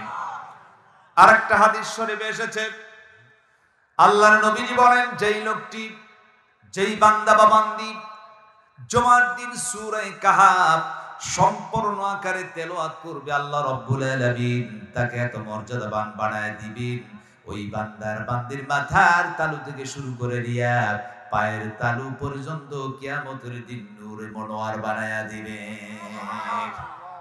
সূরা কাহাফ তেলাওয়াতের ফজিলত আছে কি নাই? আমরা কি সকলে তেলাওয়াত করতে পারবো? ইনশাআল্লাহ আমরা সকলে সূরা কাহাফ তেলাওয়াত করব। এখন সূরা কাহাফের অনেক ফজিলত তারপর সংক্ষেপে বললাম। এখন আসে সূরা কাহাফের শানি নুজুল কেন নাজিল হলো, এরপর মূল তাফসীরে আমি ঢুকে পড়বো। সূরা কাহাফ এই সূরাটি শানি নুজুলের কারণ ছিল এই, যখন আবু জেহেল, উতবা, শাইবা, মুগীরা, হিন্দা, উকবা ইবনে আবি মুঈত, নজর ইবনে হারিস ইত্যাদি কাফের মুশরিকেরা দেখলো যে মক্কাতে মুহাম্মদ বিন আব্দুল্লাহ নামে একজন লোক তিনি নিজেকে নবী হিসেবে দাবি করছেন। তিনি বলছেন আমি হচ্ছে তোমাদের রাসূল, আর একজন রব আছে যিনি আকাশ জমিনের রব। সুবহান। যখন বিশ্ব নবীজি দ্বীনের দাওয়াত দিতে শুরু করলেন, আল্লাহ যে আছেন, কারণ সেই যুগের মানুষেরা তারা বিভিন্ন দেব দেবীর পূজা করত, লাত, মানত, উজ্জা, হবল, উর্দুম্বা, খাম্বা ইত্যাদি তারা পূজা করত। আবার রাসূল এসে বললেন এই ধরনের কোন পূজা চলবে না, একমাত্র দাসত্ব আর গোলামি হবে একমাত্র আল্লাহর, যিনি আকাশ এবং জমিনকে সৃষ্টি করেছেন। সুবহান। এখন কাফের মুশরিকরা বলল মুহাম্মদ বিন আব্দুল্লাহ তিনি যে নবীকে নিজেকে নবী হিসাবে দাবি করে, আসলে তিনি সত্য নবী না ভণ্ড নবী, এইটা আমাদের একটু পরীক্ষা করতে হবে। এখন পরীক্ষা যে করবে এই কাফেররা তারা বলছে কেমনি পরীক্ষা করব? পরীক্ষা করতে হবে এভাবে, মদিনার ইহুদি পণ্ডিত যারা আছে এদের জ্ঞান আছে অধিক, এরা তাওরাতের জ্ঞান আছে। ইহুদি পণ্ডিতের কাছে প্রশ্ন করলে আমরা জানতে পারবো যে মুহাম্মদ বিন আব্দুল্লাহ সত্য নবী না ভণ্ড নবী। যাবে কে? দুইজন লোককে সিলেক্টেড করা হলো। বলল যাবে উকবা ইবনে আবি মুঈত, নজর ইবনে হারিস। কয়জন লোক? আর একটু জোরে বলুন কয়জন? দুইজন। উকবা ইবনে আবি মুঈত, নজর ইবনে হারিস, দুইজন যাও মদিনাতে ইহুদি পণ্ডিতদের কাছে প্রশ্ন করো মুহাম্মদ বিন আব্দুল্লাহ সত্য নবী না ভণ্ড নবী। চলে গেলেন তারা মদিনায়, গিয়ে বলছেন ইহুদি পণ্ডিতকে ডেকে বলছেন শোনেন আমরা এসেছি মক্কা থেকে, আমাদের দেশের একজন লোক আছে নাম হচ্ছে মুহাম্মদ বিন আব্দুল্লাহ, তিনি নিজেকে নবী হিসাবে দাবি করে আর এক রবের দাওয়াত দেয়, আসলে তিনি সত্য নবী না ভণ্ড নবী এটা জানার জন্য এসেছে, আমাদেরকে বলে দেন। ইহুদি পণ্ডিত ডেকে বলল উকবা ইবনে আবি মুঈত, নজর ইবনে হারিস শুনে রাখো মুহাম্মদ বিন আব্দুল্লাহ আসলে তিনি সত্য নবী কি ভণ্ড নবী শোনার জন্য আমার কাছে এসেছো। তোমরা চলে যাও মক্কাতে, আমি তোমাদেরকে 3টি প্রশ্ন শিখায় দিলাম, এই 3টি প্রশ্ন মুহাম্মদ বিন আব্দুল্লাহর কাছে করবেন। মুহাম্মদ বিন আব্দুল্লাহ যদি এই 3টি প্রশ্নের জবাব দিতে পারে নিঃসন্দেহে বুঝবে তিনি সত্য নবী, জবাব যদি দিতে না পারে তিনি ভণ্ড হয়ে যাবে। তবে শোনা রাখো এই মুহাম্মদ বিন আব্দুল্লাহ যদি 3টি প্রশ্নের জবাব দেয়, আমি ইহুদি পণ্ডিত বললাম ওই লোকটি যে দিন যে ধর্মের উপর প্রতিষ্ঠিত আছে তামাম পৃথিবীর সমস্ত শক্তি দিয়াও তাকে এই পথ থেকে দূরে রাখা যাবে না। এই কথা শোনার পর উকবা ইবনে আবি মুঈত, নজর ইবনে হারিস মদিনা থেকে চলে এলেন মক্কাতে। মক্কায় যখন ঢুকলেন আবু জেহেল, উতবা, সাইবা, মুগিরা সমস্ত কাফের মুশরিকেরা হুমড়ি খেয়ে পড়ল। এবার তারা উকবা ইবনে আবি মুঈত, নজর ইবনে হারিসের চতুর্দিকে দাঁড়ায় বলতেছেন, ইহুদি পণ্ডিত কি বলল, মুহাম্মদ বিন আব্দুল্লাহ সত্য নবী না তিনি ভণ্ড নবী? এমন সময় দুইজন ডাক দিয়ে বলে, মক্কার নেতারা সরে রাখো, মুহাম্মদ বিন আব্দুল্লাহ তিনি সত্য কি ভণ্ড? ইহুদি পণ্ডিত তিনি তিনটি প্রশ্ন শিখায় দিয়েছেন, মুহাম্মদ বিন আব্দুল্লাহর কাছে গিয়ে আমরা তিনটি প্রশ্ন করব। আবু জেহেল, উতবা, সাইবা সমস্ত নেতৃস্থানীয় কাফির নেতাগুলো আল্লাহর রাসূলকে ডাক দিলেন, ডাক ধরে, হে মুহাম্মদ বিন আব্দুল্লাহ, তোমার কাছে এসেছি। নবীজি আমার দাঁড়ানো আছে, কাফেররা চতুর্দিক দিয়ে ঘেরাও করে দাঁড়িয়ে গেল। তবে যে নবী, আল্লাহর দাওয়াত দাও, তোমার রব আছে একজন, তুমি যে একজন নবী হিসেবে দাবি করো, তোমার কাছে আমাদের প্রশ্ন তিনটি প্রশ্নের জবাব যদি দিতে পারো নিঃসন্দেহে তুমি নবী হবে, জবাব যদি দিতে না পারো তাহলে তুমি তো ভণ্ড। আল্লাহর নবীজি ডাক দিয়ে বললেন, আবু জেহেল, উতবা, সাইবা কাফিরদেরকে তিনি ডেকে বললেন, বলো দেখি সেই তিনটি প্রশ্ন কি? কাফেরেরা প্রশ্ন করলো, মুহাম্মদ বিন আব্দুল্লাহ, এক নাম্বার প্রশ্ন, যদি তুমি নবী হও তাহলে এক নাম্বার প্রশ্নের জবাব দাও। সেই তরুণ এক যুবকের ইতিহাস, তরুণ এক যুবকের কিসসা আমাদেরকে শোনায় দাও, যেই তরুণ আর যুবক ইমানের উপর টিকে থাকার জন্য, ইমানকে বাঁচানোর জন্য জালিম সরকারের রাষ্ট্র থেকে পালাইয়া পাহাড়ের গুহায় আশ্রয় নিয়েছিল। সেই তরুণ আর যুবকের ইতিহাস শোনায় দিতে হবে। দুই নাম্বার প্রশ্ন, ওই লোকটির ইতিহাস শোনাও, যেই লোকটি তামাম পৃথিবীতে ভ্রমণ করেছিল তার ইতিহাস আমারে শোনায় দিতে হবে। তিন নাম্বার প্রশ্ন, মুহাম্মদ বিন আব্দুল্লাহ রূহটা কি জিনিস, রূহ সম্বন্ধে আমাদেরকে একটু বুঝিয়ে বলো। এই তিনটি প্রশ্নের জবাব যদি তুমি দিতে পারো তাহলে ধরে নেব তুমি সত্য নবী, আমরা ইসলামকে কবুল করব। জবাব যদি দিতে না পারো নিঃসন্দেহে তুমি কিন্তু ভণ্ড হয়ে যাবে। আমার নবীকে কাফের মুশরিকরা প্রশ্ন করেছে কয়টি? আর একটু জোরে বলুন, কয়টি? আবার নবীকে প্রশ্ন করেছেন তিনটি। বিশ্ব নবীজি এই তিনটি প্রশ্নের জবাব তিনি কি দিতে পারবেন? পারবেন তো? বিশ্ব নবী জনাব মুহাম্মদুর রাসূলুল্লাহ সাল্লাল্লাহু আলাইহি ওয়াসাল্লাম বানিয়ে কোনো কথা তিনি বলতেন না। যা বলতেন আল্লাহর পক্ষ থেকে যখন নির্দেশ হতো তখনই তিনি এর জবাব দিয়ে দিতেন। হুজুর আকরাম সাল্লাল্লাহু আলাইহি ওয়াসাল্লাম কাফির মুশরিকদেরকে বললেন, তোমরা প্রশ্ন করেছো তিনটি, এই তিনটি প্রশ্নের জবাব দিব আগামীকাল। কবে? আগামীকালকে জবাব দেয়া হবে। কিন্তু হুজুর আগামীকাল বলতে গিয়ে ইনশাআল্লাহ তিনি বলেন নাই, তিনি ভুলে গেলেন। ইনশাআল্লাহ দা বলার কারণে আল্লাহ পাক একটু নাকশ হয়ে গেলেন, ওহীর ধারাবাহিকতাটা বন্ধ হয়ে গেল। জিবরিল আমিন আমার রাসূলের কাছে আসলেন না। আমার নবীজি টেনশনে পড়ে গেলেন, কাফেরদের প্রশ্নের জবাব দেওয়ার জন্য যেহেতু আমি ওয়াদা করেছি, কেন জিবরিল আমিন আসেন না, আল্লাহর পক্ষ থেকে ফয়সালা হয় না। এই মুহূর্তে দেখা গেল আবু লাহাবের স্ত্রী উম্মে জামিলা তিনি মক্কার মধ্যে কুরসা রটিয়ে দিল, শোনো মুহাম্মদ বিন আব্দুল্লাহর কাছে একটা দুষ্টু জিন আসতো, এই দুষ্টু জিনটি মুহাম্মদ বিন আব্দুল্লাহকে পরিত্যাগ করেছে। এই কথা শোনার পর নবীজি ব্যস্ত হয়ে গেলেন, কেঁদে ফেললেন, চোখ দিয়ে পানিগুলো ঝরঝর করে পড়ে। কারণ বিশ্ব নবীজি তিনি ইনশাআল্লাহ বলতে ভুলে গেছেন, যার কারণ ওহীর ধারাবাহিকতা বন্ধ হয়ে গেল। এ শব্দের অর্থই নয় যে আল্লাহর রাসূল তিনি ইনশাআল্লাহ বলতে ভুলে গিয়েছেন, এজন্য তিনি গুনাহগার হয়ে গেছেন, এমনটি বলার অবকাশ নেই। রাসূল নবী আলাইহিস সালামগণ তারা সম্পূর্ণ আকারে নিষ্পাপ। কথা ঠিক কি না? ভবিষ্যতে কোনো কাজ করতে গেলে ইনশাআল্লাহ বলতে হয়। সুতরাং ইনশাআল্লাহ না বলার কারণে সেই কাজটি অসম্পূর্ণ থেকে যায় বলে আল্লাহ পাক একটু নাকশ হলেন, আর ওহীর ধারাবাহিকতাটা বন্ধ হয়ে গেল। তাহলে ভবিষ্যতে কোনো কাজ করতে গেলে আমাদেরকে বলতে হবে ইনশাআল্লাহ। মনে থাকবে তো? আমরা কি বলবো? ইনশাআল্লাহ। আজকে মাহফিল থেকে আমরা বাড়িতে ফেরত যাব, এর গ্যারান্টি আছে? গ্যারান্টি আছে? ফেরত যাব ইনশাআল্লাহ। এখন ওহীর ধারাবাহিকতা বন্ধ হয়ে গেল 15 দিন। জিবরিল আমিন আসলেন না। কয়দিন?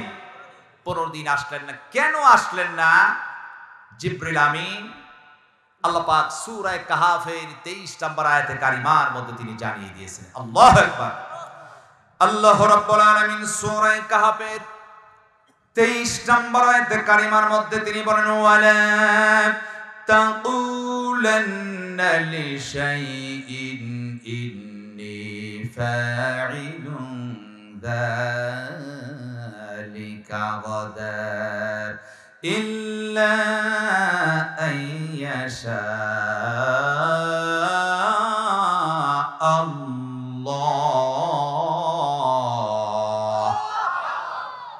আল্লাহ রাব্বুল আলামিন বলেন, হে আমার নবী, আমার বন্ধু, আপনি ভবিষ্যতে কোনো কাজ করতে গেলে, ভবিষ্যতে কোনো কিছু বলতে গিয়ে আপনি এমনটি বলবেন না আগামী কালকে করিব, এমনটি বলবেন না। সুতরাং আপনি ভবিষ্যতে কোনো কাজ করতে গেলে ইল্লা আইয়াশা আল্লাহ, আল্লাহর নামকে আপনি সংযুক্ত করবেন, আপনি ইনশাআল্লাহ বলবেন।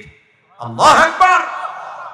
15 দিন ওহীর ধারাবাহিকতা বন্ধ ছিল, কারণ রাসূল তিনি ইনশাআল্লাহ বলেন নাই, যার কারণে 15 দিন পর্যন্ত ওহীর ধারাবাহিকতা বন্ধ ছিল। আমরা ভবিষ্যতে কোনো কাজ করতে গেলে বলবো ইনশাআল্লাহ। মনে থাকবে তো? এখন ইনশাআল্লাহ বলতে যদি ভুলে যাই তাহলে কি হবে? যখনই বলে হবে তখনই ইনশাআল্লাহ করতে হবে। আল্লাহ রাব্বুল আলামিন পরবর্তী আয়াত সূরা কাহাফের 24 নম্বর আয়াতে কারিমার মধ্যে বলেন, ওয়াযকুর রাব্বাকা ইযা নাসিতা ওয়া কুল আসা আইয়াহদিয়ানি রাব্বি লিআকরাব মিন হাযা রাশাদা। আল্লাহ রাব্বুল আলামিন বলেন, ইদা নাসিতা, যদি তোমরা ভুলে যাও, ওয়াজকুর রাব্বাকা, তোমার রবের নাম স্মরণ করো, ইনশাআল্লাহ বলো। আল্লাহু আকবার। যদি আমরা ভুলে যাই, যখনই স্মরণ হবে আমরা পড়ে দেব ইনশাআল্লাহ। এখন জিবরিল আলাইহিস সালাতু ওয়াস সালাম আসেন নাই কয়দিন? 15 দিন পর এখন ওহী নাজিল হতে যাচ্ছে। আজকে জিবরিল আমিন বিশ্বনবীর কাছে এসেছেন, কিন্তু আজকে একাকী নয়, সঙ্গে এসেছেন 70,000 ফেরেশতা। আমার ভাইরা, 15 দিন যখন অতিবাহিত হয়ে গেল, ফেরেশতা জিবরিল আমিন একাকী আসলেন না, একাকী তিনি আসতেন। আজকে এসেছেন 70,000 ফেরেশতা নিয়ে। এবার সূরা কাহাফ নাজিল হয়ে গেল, খণ্ডিত আকারে না হয়ে কমপ্লিট 110টি আয়াত বিশিষ্ট সূরা কাহাফ নাজিল হয়ে গেল। বিশ্বনবীর শানে সূরা কাহাফ নাজিল হয়ে গেছে। জোরে বলুন সুবহানাল্লাহ। এই সূরা কাহাফ নাজিল করে কাফেররা প্রশ্ন করেছে 3টি। এই 3টি প্রশ্নের জবাব আল্লাহ রাব্বুল আলামিন তিনি সূরা কাহাফের মধ্যে দিয়ে দিলেন। জোরে বলুন সুবহানাল্লাহ। সূরা কাহাফে যখন নাজিল হলো, আল্লাহ রাব্বুল আলামিন তিনি ডাক দিয়ে তার নবীকে বললেন, নাহনু নাকুসু আলাইকা নাবাহুম বিল হক। জোরে বলুন আল্লাহু আকবার। হে নবীজি, আমি আপনার কাছে আপনার সম্মুখে সম্পূর্ণ আকারে সত্য ঘটনা বর্ণনা করিয়া শোনাইতেছি। আমি যে কিসসা বর্ণনা করছি, যে ঘটনা, এটা সম্পূর্ণ আকারে সত্যের মধ্যে কোনো বানোয়াটি নাই। আমার রব, আমার আল্লাহ যখন কিছু বর্ণনা করেন এর মধ্যে কি কোনো প্রকার বানোয়াটি থাকে? বানোয়াটি থাকে নাকি? আজকে আমাদের দেশে অনেক বক্তা আছে, দেখবেন বক্তব্য দিতে গিয়ে এমন কিছু কিসসা কাহিনী সুন্দর করে সুর দিয়া রং ঢং মাখায়া মানুষের কাছে উপস্থাপনা করে শ্রোতাদের মনকে জয় করার জন্য। অথচ কোরআনেও নাই, হাদিসে নাও এমন কিছু বক্তব্য হয় কি হয় না? আল্লাহ বলেন, আমি যে বর্ণনা করি এর মধ্যে কোনো রং ঢং নাই, কোনো বানোয়াটি নাই। হে নবী, আমি আপনাকে এমন একটি ঘটনা আপনাকে বর্ণনা করছি যেটা সম্পূর্ণ আকারে সত্য, এর মধ্যে কোনো বানোয়াটি নাই। আমার আল্লাহ তিনটি প্রশ্নের জবাব। এক নাম্বার, সেই তরুণ আর যুবক যারা ইমানের উপর টিকে থাকতে গিয়া জালিম সরকারের রাষ্ট্র থেকে পালায় পাহাড়ের গুহায় আশ্রয় নিল, সেই এক নাম্বার প্রশ্নের জবাব আল্লাহ দিতে শুরু করলেন। জোরে বলুন আল্লাহু আকবার। আল্লাহ রাব্বুল আলামিন বলেন, ইন্নাহুম ফিদিয়াতুন আমানু বিরাব্বিহিম ওয়াজিদনাহুম হুদা। জোরে বলুন আল্লাহু আকবার। আল্লাহ রাব্বুল আলামিন বলেন, ইন্নাহুম ফিদিয়াতুন, সেই তরুণ আর যুবক আমানু, যখন তারা ঈমান আনলো, রব্বিহিম, তার রবের প্রতি, সেই তরুণ আর যুবক যখন ঈমান আনলো, ওয়াজিদনাহুম হুদা, আমি আল্লাহ রাব্বুল আলামিন সেই তরুণ আর যুবককে সাহায্য করলাম, চলার পথটাকে এমন সাহায্য সহজ আমি বাড়ায় দিলাম, যেই তরুণ আর যুবক যারা একমাত্র রব আল্লাহর প্রতি ঈমান এনেছিল, সেই সময় যে জালিম সরকার ছিল, বাদশা ছিল, এর নাম ছিল বাদশা দাকিয়ানুস। নাম কি? বাদশা দাকিয়ানুস। তিনি তার রাজ্যে ফরমান জারি করলো, শোনো, আমার রাজ্যের যত প্রজা আছো আমাকে এক নাম্বার রব হিসাবে মেনে নাও, দুই নাম্বারে মাথা নত করে আমারে সিজদা দাও। জোরে বলেন নাউজুবিল্লাহ।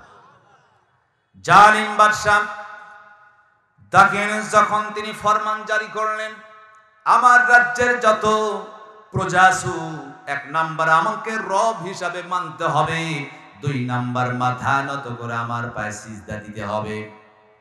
উপায় থাকলো না, তার দেশের রাষ্ট্রের সমস্ত প্রজাগুলা বাদশা দাকিয়ানুসকে রব হিসাবে মেনে নিলেন, আর সিজদা দিয়া মাথা নত করে বাদশা দাকিয়ানুসের রাজ্যে চলে গেল। কিন্তু দেখা গেল ওই সময় কয়েকজন তরুণ আর যুবক তারা বলল, অসম্ভব। শাহাদাত আঙ্গুল ইশারা করে আকাশের দিকে হাত উত্তোলন করে বলল, অসম্ভব, বাদশা দাকিয়ানুসকে রব হিসাবে মানা যাবে না, যিনি আমার রব তিনি হচ্ছেন আকাশ জমিনের যিনি রব। চলে বল সুবহানাল্লাহ। বাদশা দাকিয়ানুসের কাছে মেসেজ চলে গেল, বাদশা, যেই সময় এই রাষ্ট্রের সমস্ত মানুষ আপনাকে রব হিসাবে মেনে নেয়, আপনার পায়ে যখন সিজদা দেয়, কিন্তু এই রাষ্ট্রে কয়েকজন তরুণ আর যুবক আপনাকে রব হিসাবে মানে না, তারা বলছে বাদশা দাকিয়ানুসকে রব হিসাবে মানা যাবে না, আমার রব তিনি যিনি আকাশ জমিনকে সৃষ্টি করেছেন। এই কথা শোনার পর বাদশা দাকিয়ানুস তিনি রেগে গেলেন, ক্ষেপে গেলেন। তার প্রশাসন বাহিনী পুলিশকে পাঠানো হলো, পুলিশ বাহিনী গিয়ে তরুণ আর যুবককে গ্রেফতার করে জেলখানার মধ্যে পাঠায় দেয়া হলো, কয়েদখানায় ঢোকানো হলো। এরপর বাদশা দাকিয়ানুস বলল, শোনো, তরুণ আর যুবককে আমার নিজ মহলের মধ্যে তাদেরকে ডেকে আনো, আমি পার্সোনাল কথা বলবো। জেলখানার মধ্য থেকে তরুণ আর যুবককে বের করেন বাদশা দাকিয়ানুসের নিজ কামরা, তার মহলের মধ্যে যখন আনা হলো, বাদশা দাকিয়ানুস ডাক দিল, ও তরুণ আর যুবকেরা শোনো, যেই সময় আমার রাষ্ট্রের সমস্ত মানুষগুলো আমাকে রব হিসাবে মেনে নেয়, ও তরুণ আর যুবক, কেন তোমরা আমাকে রব হিসাবে মানো না? এর কারণ কি? কেন মানো না? এর কারণ কি? সঙ্গে সঙ্গে ওই রাজমহলের মধ্য থেকে তরুণ আর যুবক তারা জবাব দিল, ফাকালু রাব্বুনা রাব্বুস সামাওয়াতি ওয়াল আরদ। জোরে বলুন আল্লাহু আকবার। ডাকতে বললেন, তারা বলল, হে বাদশা দাকিয়ানুস, শোনো রাখুন, আমার রব হচ্ছেন আল্লাহ, তিনি আমার রব, যিনি আকাশ জমিনের রব। আল্লাহু আকবার বলেন। বাদশা দাকিয়ানুস তিনি খেপে গেলেন, বলো কি, যেই সমাজ দেশের শত মানুষগুলো আমাকে রব হিসাবে মেনে নেয়, অথচ কেন আমাকে রব হিসাবে বাড়ো দেয়? এর কারণ কি? রব হিসাবে বাড়ো না, এরা ডেকে বলছেন না, আমার রব তিনি যিনি হচ্ছেন আকাশ জমিনের রব, তোমাকে রব হিসাবে মানা যাবে না।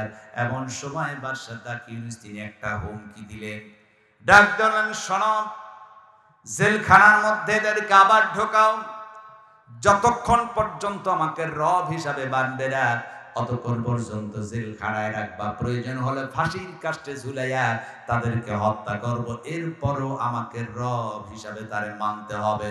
বলার সঙ্গে সঙ্গে এই সময় সেই তরুণ আর যুবক রাজমহলের মধ্যে শাহাদাত আঙ্গুল ইশারা করে তারা বলেছিল, অসম্ভব, বাদশা দাকিয়ানুস শুনে রাখো, জীবন চলে যাবে, ফাঁসির কাস্টে ঝুলবো।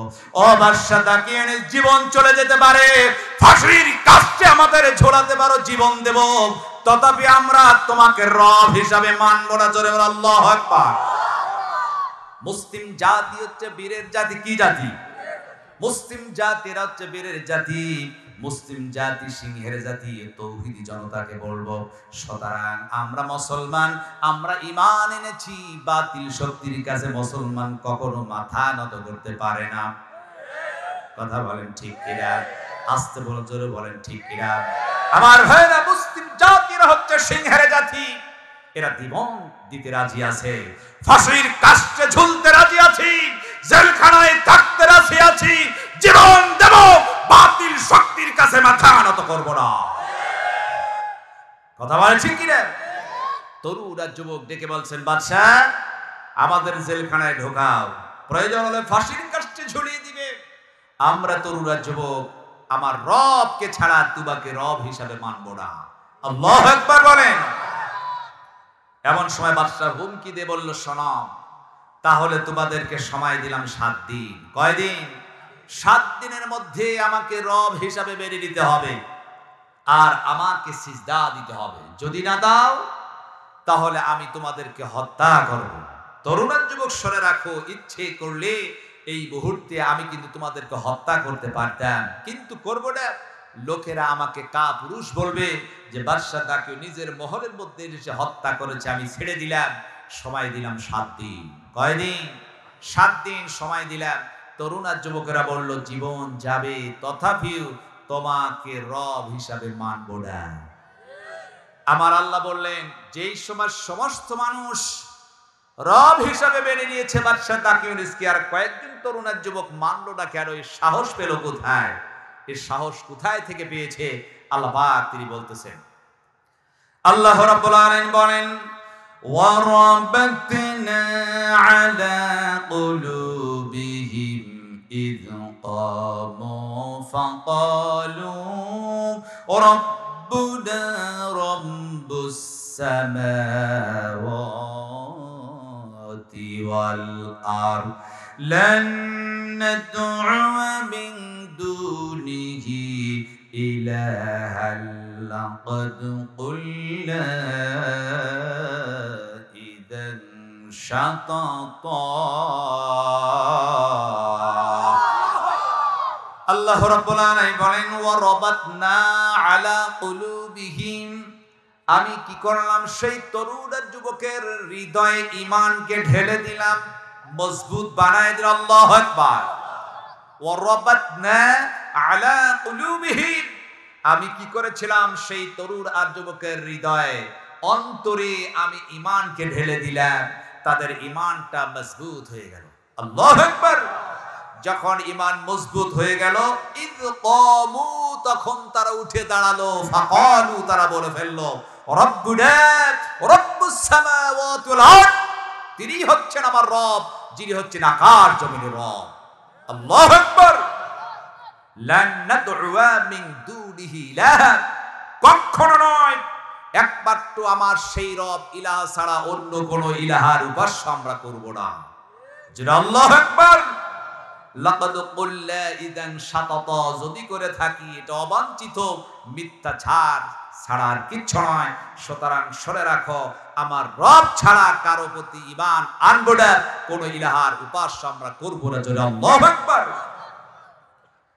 এইবার বাদশা বলল, ঠিক আছে, সময় তোমাদের বেঁধে দিলাম 7 দিন। শোনো, 7 দিনের মধ্যে ঈমান আনতে হবে, আমাকে রব হিসাবে মানতে হবে, পায়ে সিজদা দিয়ে আমার কদমে তোমাদের ফিরে আসতে হবে। যদি না আসো তোমাদেরকে হত্যা করব অথবা ধর্মান্তর করা দেওয়া হবে। আমার ভাইরা, এই যে কথা বলেছেন, বলার পর সেই তরুণ আর যুবক বলল, কশিন কালেও নয়, আমার রব আকাশ জমিন রব, তাকে ছাড়া কারো প্রতি আমরা ঈমান আনবো না, কারো ইবাদত করব না। প্রয়োজন হলে বাদশা তাকিউনিসের রাজ্য থেকে আমরা চলে যাব, পলায়ন করব, এরপরও তার প্রতি ঈমান আনবো না। তাহলে কি করা যায়? তরুণ আর যুবক তারা সিদ্ধান্ত নিল, বাদশা তাকিউনিসের রাজ্য থেকে পালায় আমরা অন্য দেশে চলে যাই, এরপরও তার প্রতি তাকে রব হিসাবে আমরা মানব না। আবার ভাইরা, গভীর রাত হয়ে গেল, তরুণ আর যুবক রাত্রের অন্ধকারে তারা হাঁটতে শুরু করেছেন। একজন আর একজনকে ডাক ধরে, যাবো কোথায়? যেখানেই যাব বাদশা দাকি ইউনূস তো আমাদেরকে ধরে ফেলবে। একজন যুবক ডাক দিল, টেনশনের কিচ্ছু নাই বন্ধু গো, ঈমান এনেছি যেই রবের প্রতি, নিঃসন্দেহে আমার রব তিনি আমাদের একটা পথ দেখায় দিবেন। জোরে বলি সুবহানাল্লাহ। এইবার তরুণ যুবক হাঁটতে শুরু করেছেন। হাঁটতে হাঁটতে সারাটি রাত ধরে তারা হাঁটলেন। সারাটি রাত ধরে হাঁটার কারণে তারা ক্লান্ত হয়ে পড়লেন, বড় পেরেশান হয়ে গেছে। সকাল হয়ে গেল। একজন যুবক ডাকতে বলতেন, সূর্য উদিত হবে, দিনের বেলায় চলা আমাদের জন্য কশ্চিন কারো ঠিক হবে না। বাদশা দাকি ইউনূসের পুলিশ, তার র্যাব, তার আর্মি, তার বিডিআর, তার কর্মী বাহিনী আমাদেরকে ধরে ফেলবে, গ্রেফতার করবে। বাদশা দাকি ইউনূসের রাজ্যে নিয়ে গেলে আমাদেরকে হত্যা করা হবে অথবা ধর্মান্তরণ করে ফেলবেন। সুতরাং আমাদের এই সময় চলা নিরাপদ হবে না, আমাদেরকে আত্মগোপন করতে হবে, দিনের বেলা আমরা চলবো না। কিন্তু যাব কোথায়, আত্মগোপন করব কোথায়? একজন যুবক ডাকতে বলল, ভাই গো, বন্ধুরা টেনশন করো না, সামনে আছে পাহাড়, এই পাহাড়ের গুহায় আমরা আশ্রয় নিব, সারাটা দিন সেখানে পালায় থাকবো। যখন সন্ধ্যা হবে, রাত্রির অন্ধকারে হাঁটতে হাঁটতে বাদশা দাকি ইউনূসের রাজ্য থেকে আমরা চলে যাব। জোরে বলে সুবহানাল্লাহ। এইবার তারা সামনে সেই পাহাড়ের মধ্যে ঢুকলেন। পাহাড়ের মধ্যে ঢোকার পর তরুণা যুবকেরা বলছেন, পাহাড়ের মধ্যে আমাদের জন্য নিরাপদ নয়, কারণ যে কোনো সময় বাদশা দাকি ইউনূসের প্রশাসন, তার পুলিশ, তার আর্মি, তার বিডিআররা খুঁজতে খুঁজতে যদি পাহাড়ের মধ্যে ঢুকে পড়ে আমাদেরকে গ্রেফতার করবে, ধরে নিয়ে চলে যাবে বাদশা দাকি ইউনূসের কাছে, আর কতল করে দেওয়া হবে, আমাদেরকে হত্যা করে দিবে। সুতরাং কেমনি থাকবো? একজন ডাক্তার, ঈমান এনেছি যেই রবের প্রতি, নিঃসন্দেহে আমার রব তিনি আমাদের হিফাজত করবেন। এইবার তরুণ যুবক পাহাড়ের গুহায় ঢুকলেন। পাহাড়ের গুহায় ঢুকে এরা বলতেন, যেই রবের প্রতি ঈমান এনেছি, চলো আমরা সেই রবের কাছে সাহায্য চাই। এইবার তরুণ আর যুবক পাহাড়ের ভিতরে ঢুকলেন, আমার রব, আমার আল্লাহর কাছে সাহায্য চাইলেন। তরুণ আর যুবক পাহাড়ের গুহায় ঢুকেছেন। তারা যে আল্লাহর কাছে সাহায্য চেয়েছেন, এই সাহায্যের কথা আল্লাহ রাব্বুল আলামিন সূরা কাহফের 10 নম্বর আয়াতে কারিমার মধ্যে আল্লাহ রাব্বুল আলামিন বলেন, إذ أوى الفتية إلى الكهف فقالوا ربنا آتنا من لدنك رحمة وهيئ لنا من أمرنا رشدا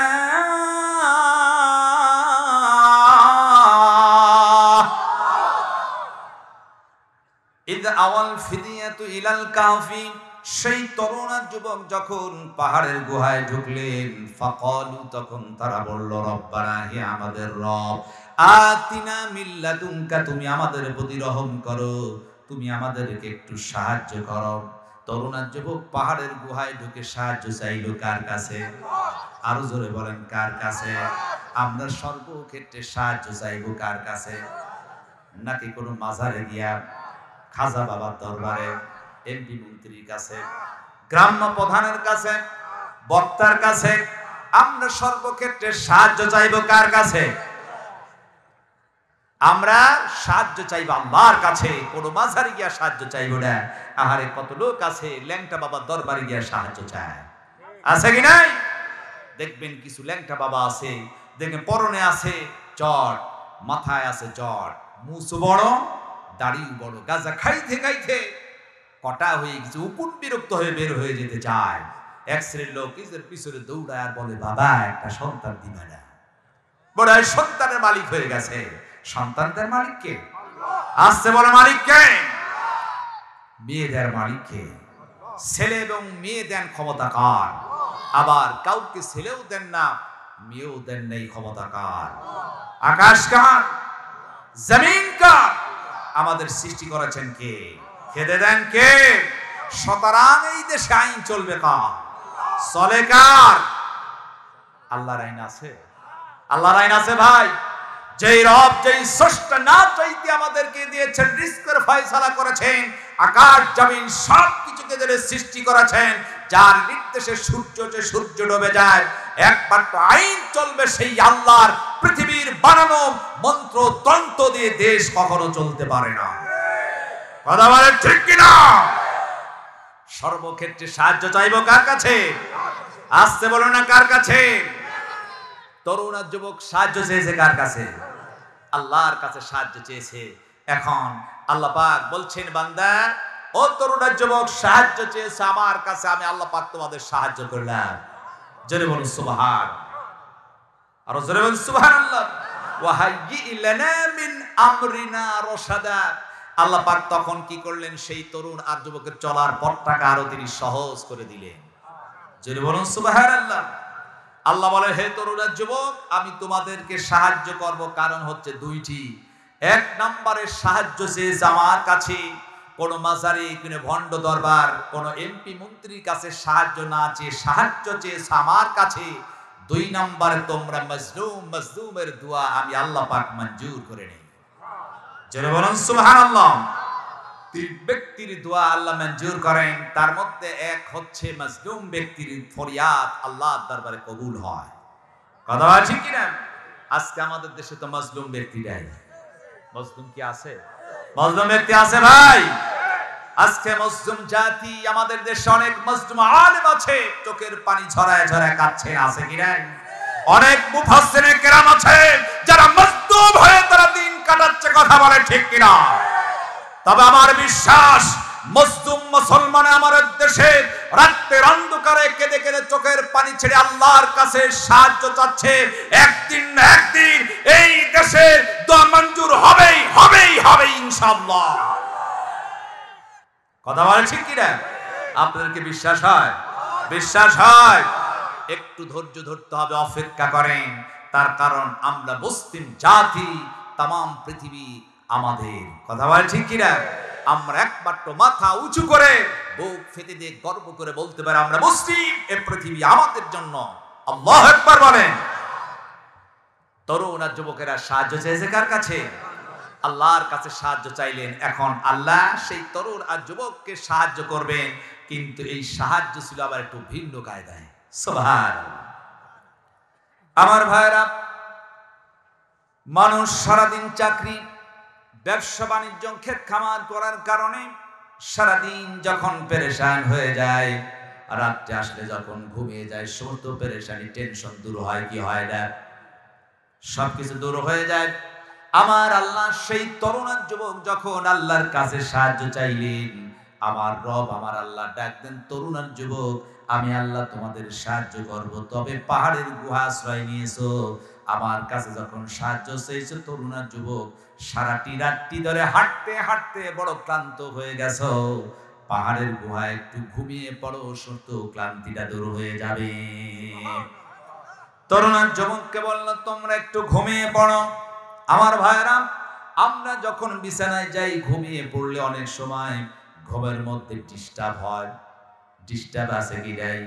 আপনি ঘুমিয়ে আছেন, মাইকের আওয়াজ কানে লাগছে, গাড়ির হরেন আসছে, ছোট্ট ছোট বাচ্চা ছেলে মেয়েরা বড় ডিস্টার্ব করে। ডিস্টার্ব হয় কি হয় না? এই যে ঘুমের মধ্যে ডিস্টার্ব আছে, আল্লাহ বলেন তরুণ যুবক পাহাড়ের গুহায় আশ্রয় নিয়ে আমার কাছে সাহায্য চাইলো, আমি আল্লাহ তারে সাহায্য করলাম, তাদেরকে ঘুম পাড়ায় দিলাম। আর সাহায্যটা একটু ভিন্ন কায়দায় ছিল। আমার রব তিনি সূরা কাহফের 11 নম্বর আয়াতে কারিমা বলেন আমি কেমনি সাহায্য করলাম। আল্লাহ রাব্বুল আলামিন বলেন, ফাদরাবনা আলা আদাদিহিম ফিল কাহফি সিনিনা আদাদা।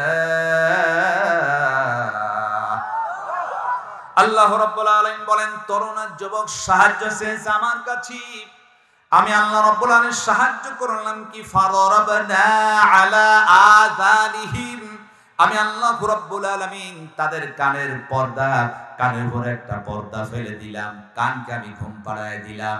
তরুণ যুবক পাহাড়ের গুহায় তারা ঘুমিয়ে পড়লো। তাম পৃথিবীর কোন আওয়াজ এসে যাতে তরুণ আর যুবককে ডিস্টার্ব না করতে পারে। জোরে বলো সুবহানাল্লাহ। আল্লাহ বলেন তাদের ঘুমের যাতে ডিস্টার্ব না হয়, ফাদরাবনা আলা আযানিহিম, আমি কি করলাম? কানকে ঘুম পাড়ায় দিলাম, কানের উপর একটা পর্দা ফেলে দিলাম, তাম পৃথিবীর কোন আওয়াজ যেন তরুণ আর যুবকের কানের মধ্যে না যায়, আরামে সে ঘুমায় যেন। আল্লাহু আকবার। সিনিনা আদাদা, সেই তরুণ আর যুবক বহুদিন তারা সেখানে ঘুমিয়েছিল। কতদিন ঘুমিয়েছিল? বহুদিন তারা ঘুমিয়েছিল, কারণ কানে কোনো ডিস্টার্ব নাই, ঘুমটা খুব মজার ঘুম ছিল। আল্লাহু আকবার। তরুণ আর যুবকের ঘুম ছিল কতদিন? বহুদিন। সেই বহুদিন বলতে কতদিন আন্দাজ করে আমরা বলবো না, যেহেতু আল্লাহ রাব্বুল আলামিন বলেন ওয়া নাহনু নাকুসসু আলাইকা নাবাহুম বিল হক। হে নবী, আমি আপনাকে কিসসা বর্ণনা করে শোনায় দিচ্ছি, যে ঘটনা বর্ণনা করছি সেটা সত্যের মধ্যে কোনো প্রকার বানোয়াটি নাই। আমার রব ওই কাফের মুশরিকরা প্রশ্ন করেছেন সেই তরুণ যুবকের ইতিহাস শোনাও, যারা ইমানের উপর টিকে থাকতে গিয়া জালিম সরকারের রাষ্ট্র থেকে পালায়া পাহাড়ের গুহাশ্রয় নিয়েছিল। আমার রব এক নাম্বার প্রশ্নের জবাব তিনি দিচ্ছেন, তিনি যা বলছেন সত্য কথা। তরুণ আর যুবক তারা ঘুমিয়ে পড়লেন, বহু বছর পর্যন্ত ঘুমিয়েছিল। সেই ঘুমটা কতদিন ছিল? সূরা কাহাফের 25 নম্বর আয়াতে কারিমার মধ্যে আল্লাহ বলেন ওয়ালাবিসু ফি কাহফিহিম সালাতামিআতিন সিনিনা ওয়াজদাদু তিসআ।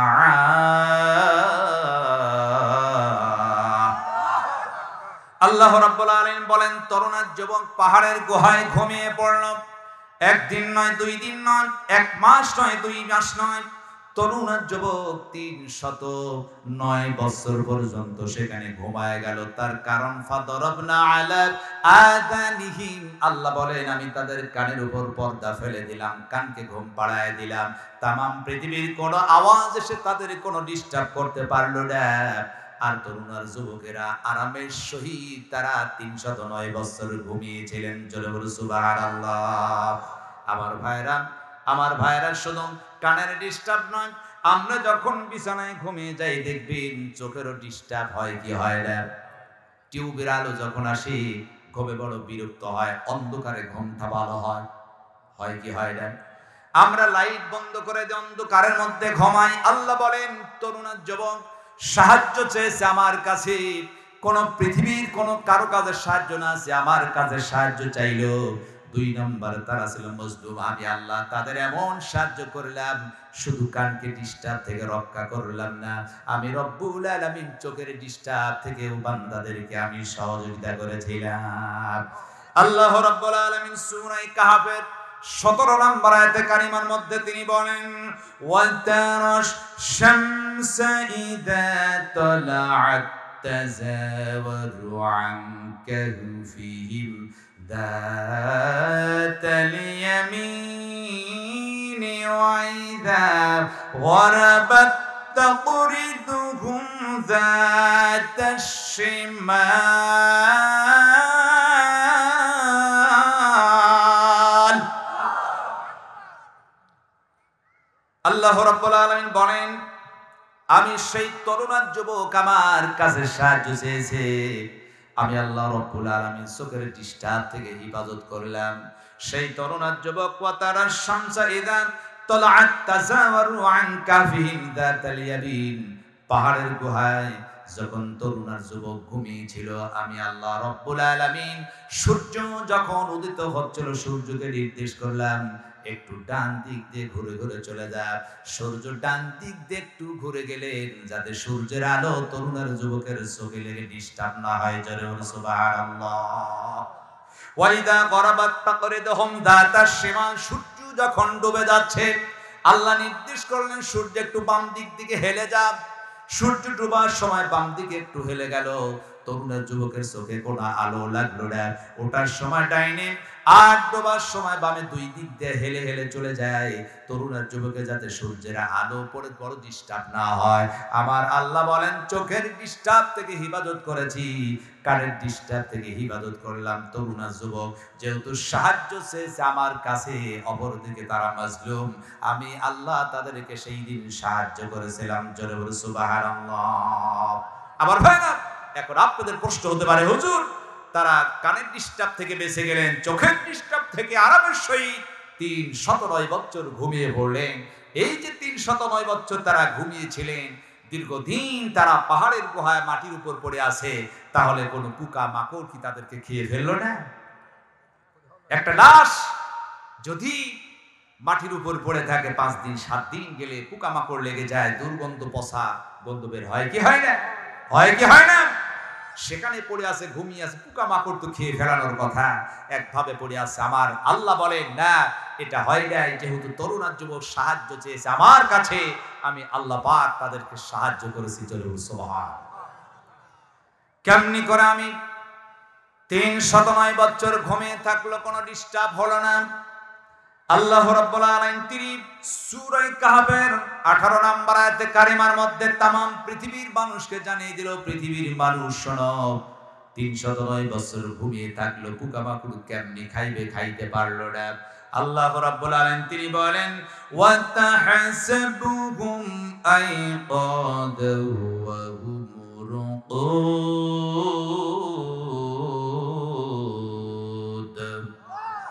ونقلبهم ذات اليمين وذات الشمال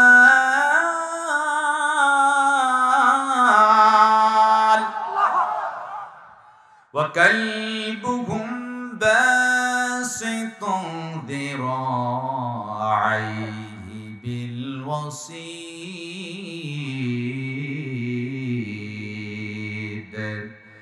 لو اطلعت عليهم لوليت منهم فرارا ولملئت منهم رعبا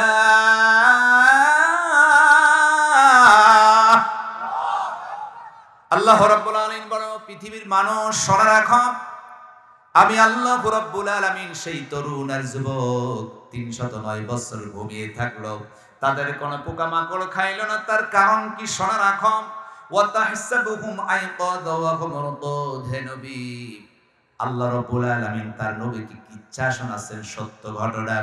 কথা বলে ঠিক কি না? 1 নাম্বার প্রশ্নের জবাব দিতে গিয়ে বলেন, হে নবী আমার বন্ধু, আপনি যদি ওই পাহাড়ের গুহায় একটু উকি মারতেন, আপনি যদি একবার তাকায় দেখতেন যে এই পাহাড়ের মধ্যে সেই তরুণ যুবক 309 বছর ঘুমিয়েছিল, নবী গো একবার যদি উকি দিতেন, তাহলে আপনার মনে হতো তরুণ আর যুবকগুলা তারা যেন জাগ্রত আছে, তারা যেন নিদ্রিত নয়। সুতরাং তারা জাগ্রত ছিল না, বরং তরুণ আর যুবকগুলা তারা নিদ্রিত ছিল। জোরে বলি সুবহানাল্লাহ। আমি আল্লাহ রাব্বুল আলামিন এমন ভাবে ঘুম পাড়ায় রাখলাম, কেউ যদি দেখে মনে হবে তারা যেন জাগ্রত ঘুমায় নাই। কেন? পোকামাকড় তাদের খেয়ে ফেলবে। 309 বছর তারা যে ঘুমিয়ে গেল, পোকামাকড় খেতে পারলো না। কারণ কি? আল্লাহ রাব্বুল আলামিন বলেন, ওয়ানুকল্লিবুহুম যাতাল ইয়ামিনি ওয়া যাতাশ শিমাল। আমার আল্লাহ বলেন, ওয়ানুকল্লিবুহুম, আমি পার্শ্ব পরিবর্তন করিয়া দিতাম। আল্লাহু আকবার। তরুণ যুবক 309 বছর তারা ঘুমিয়েছিল, তাদের পোকামাকড় খেলেনের কারণ ওয়ানুকল্লিবুহুম, আমি আল্লাহ কি করতাম? মাঝে মাঝে পার্শ্ব পরিবর্তন করিয়া দিতাম। যাতাল ইয়ামিন, কখনো ডানে, ওয়া যাতাশ শিমাল, আবার কখনো বামে। আমি আমার সেই বান্দা তরুণ আর যুবককে মাঝে মাঝে ডাইনে এবং বামে একটু ঘুরায় দিতাম। আল্লাহু আকবার। তাদেরকে পার্শ্ব পরিবর্তন করিয়ে দিতাম। আমার ভাইরা যখন বিছানায় ঘুমিয়ে যায়, ডান পাশে ঘুমিয়ে গেলে যখন ঘুমটা ভেঙে যায়, দেখবেন ডান পাশ লেগে গিয়েছে। আবার যখন বাম পাশে আমরা একটু ঘুরে যাই, ঘুমের একটু মজা হয় কি হয় না? আল্লাহ বলেন, তরুণ যুবক তারা ঘুমিয়েছিল, আমি আল্লাহ মাঝে মাঝে ডাইনার বামে তাদের পার্শ্ব পরিবর্তন করিয়ে দিতাম, তাদেরকে ঘোরায় দিতাম। আমার আল্লাহ রাব্বুল আলামিন বলেন, ওয়া কালবুহুম বাসিতুম যিরাইহি বিল ওয়াসিদ। হে নবী, আমি ওই যে তরুণ যুবককে 309 বছর ঘুম পাড়ায় রাখলাম পাহাড়ের গুহায়, তাদের যিনি পাহারাদার ছিলেন, মজলুমের পাহারাদার হলো চতুষ্পদ নিকৃষ্ট প্রাণী কুকুর। আমি আল্লাহ রাব্বুল আলামিন সেই কুকুরকে এমন ভাবে বসায় রাখলাম, ওই পাহাড়ের গুহায় সামনের দিকে দুইটা পা ছড়াইয়া দিয়া হা করে জিহ্বা বের করে বসেছিল। নবী গো, আপনি যদি এই কুকুরের দৃশ্যটি দেখতেন, আপনার এমন অবস্থার সৃষ্টি হতো, লাওয়াত্তালা'তা আলাইহিম লাওয়াল্লাইতা মিনহুম। ও নবী, আপনি এমন ভয় পেয়ে যেতেন, ভয় করে পিছনের দিকে দৌড় দিয়ে পালাইতে চাইতেন। এমন দৃশ্য করে আমি কুকুরকে বসায় রেখেছিলাম। জোরে বলো সুবহানাল্লাহ। আমার ভাইরা, এই যে তরুণ যুবকের পাহারাদার তারা ছিল মাজদুম। এই মাজদুম ব্যক্তির পাহারাদার হলো চতুষ্পদে জন্ত কুকুর, যাকে আমরা সম্মান দেই না। নিকৃষ্ট প্রাণী মাজদুমের পাহারাদার হওয়ার কারণে আল্লাহ রাব্বুল আলামিন এই প্রাণী নিকৃষ্ট প্রাণী কুকুরকে জান্নাতের ঘোষণা দিলেন। ও আমার তাওহীদি জনতা, নিকৃষ্ট প্রাণী যদি মাজদুমের পাহারাদার হওয়ার কারণে জান্নাতবাদী হতে পারে, আজকে আমাদের এই বাংলাদেশে অসংখ্য উলামায়ে কেরাম যারা মাজদুম হয়ে কারাগারের মধ্যে পড়ে আছে, তাদের যদি সাহায্যকারী হয়ে যায়, আল্লাহ কি আমাদের সাহায্য করবে না? আসতে বলেন, জোরে বলেন, করবে কি করবে না? নিকৃষ্ট প্রাণী কুকুর যদি জান্নাতবাসী হতে চায়, হতে পারে। আমরা চারশাফুল মাখলুকাত মানুষ, আমরা যদি মাজলুম ব্যক্তির পাশে দাঁড়াই, নিঃসন্দেহে পাহারাদার হলে আমাদেরকে জান্নাতবাসী বানাবে কি বানাবে? বানাবে কি বানাবে না? আমাদের দেশে তো এখন মাজলুম ব্যক্তি মনে হয় না। মাজলুম ব্যক্তি আছে কি নাই? আমার ভাইরা, আমাদের এই দেশে অসংখ্য উলামায়ে কেরাম যারা মাজলুম হয়ে কারাগারের মধ্যে পড়ে আছে, আজকে তাদেরকে সহযোগিতার জন্য, উদ্ধার করার জন্য আমাদের পাহারাদার হয়ে থাকতে হবে। কে কে আছেন জীবন দিয়ে? প্রয়োজন হলে আমরা তাদের পাশে দাঁড়াবো। কে কে আছে দুটি হাত তুলে আল্লাহরে দেখা।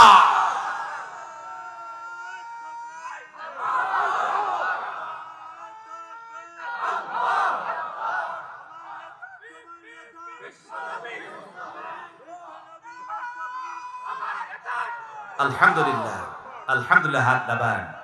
আমাদের উচিত হচ্ছে মাজলুম ব্যক্তির পাশে আমাদের দাঁড়াতে হবে। কথা বলা ঠিক কিনা? আজকে অসংখ্য নির্যাতিত নিপীড়িত মানুষ যারা আজকে দিন গুনছে, আর আমরা আরামের সহিত ঘুমাচ্ছি। কথা বলা ঠিক কিনা? যেই জেলখানার মধ্যে অনেক মানুষ নারী ভাই, সেই জেলখানার মধ্যে পাখি বসে অঝরে কান্দে, আছে কি নাই? আমরা জবাব দেবো কেমনি? আমাদের মাজলুমের পাশে দাঁড়াতে হবে। কথা বলে ঠিক কিনা?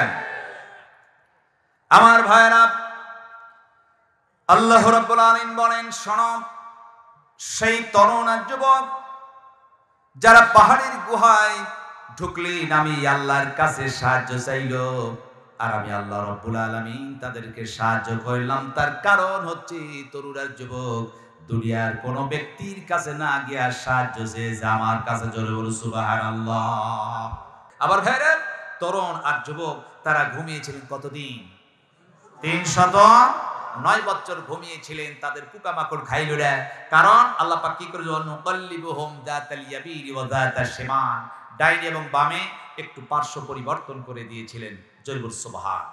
এখন আমার রব, আমার আল্লাহ 309 বছর ঘুম পাড়ালেন গুহার মধ্যে, পাহাড়ের মধ্যে। এখন আল্লাহ চাইলেন তরুণ আর যুবককে ঘুম থেকে একটু উঠাবে। আল্লাহু আকবার। আল্লাহ পারে কি পারে না? অসংখ্য মানুষ কবরের মধ্যে থাকবে, কিয়ামতের দিন আবার ঘুম জাগাবেন কে? আরো জোরে বলেন কে? আল্লাহ 309 বছর পর এখন তরুণ ওই যুবকের ঘুমটা তিনি ভেঙে দিলেন। সুবহান।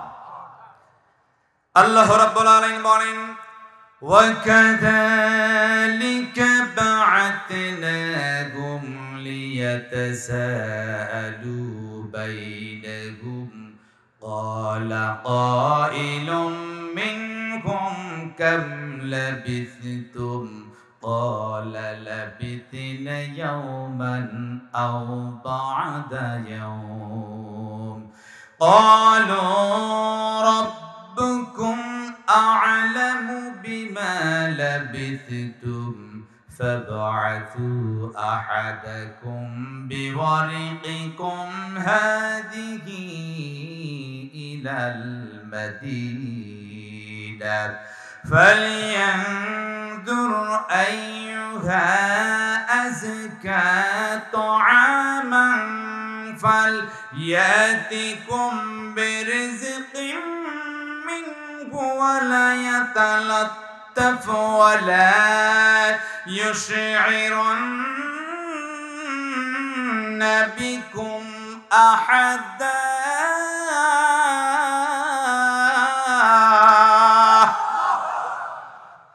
আল্লাহ রাব্বুল আলামিন তিনি সূরা কাহফের 19 নম্বর আয়াতে কারিমার মধ্যে তিনি বর্ণনা করে বলেন ওয়া কাযালিকা বা'আথনাহুম লিয়াতাসাআলুনা বাইনাহুম।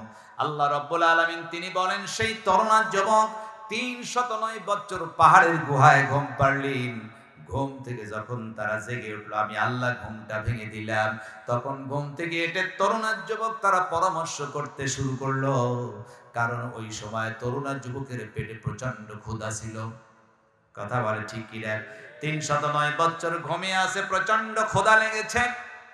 এই প্রচন্ড ক্ষুধার মধ্যে একজন তরুণ আরেকজন তরুণকে ডাক দিয়ে বলতেন, শোনো, ক্বালা কাইলুম মিনহুম কাম লাবিসতুম, ও বন্ধু কতদিন আমরা ঘুমিয়েছিলাম পাহাড়ের গুহায়, এত ক্ষুধা লাগলো কেন?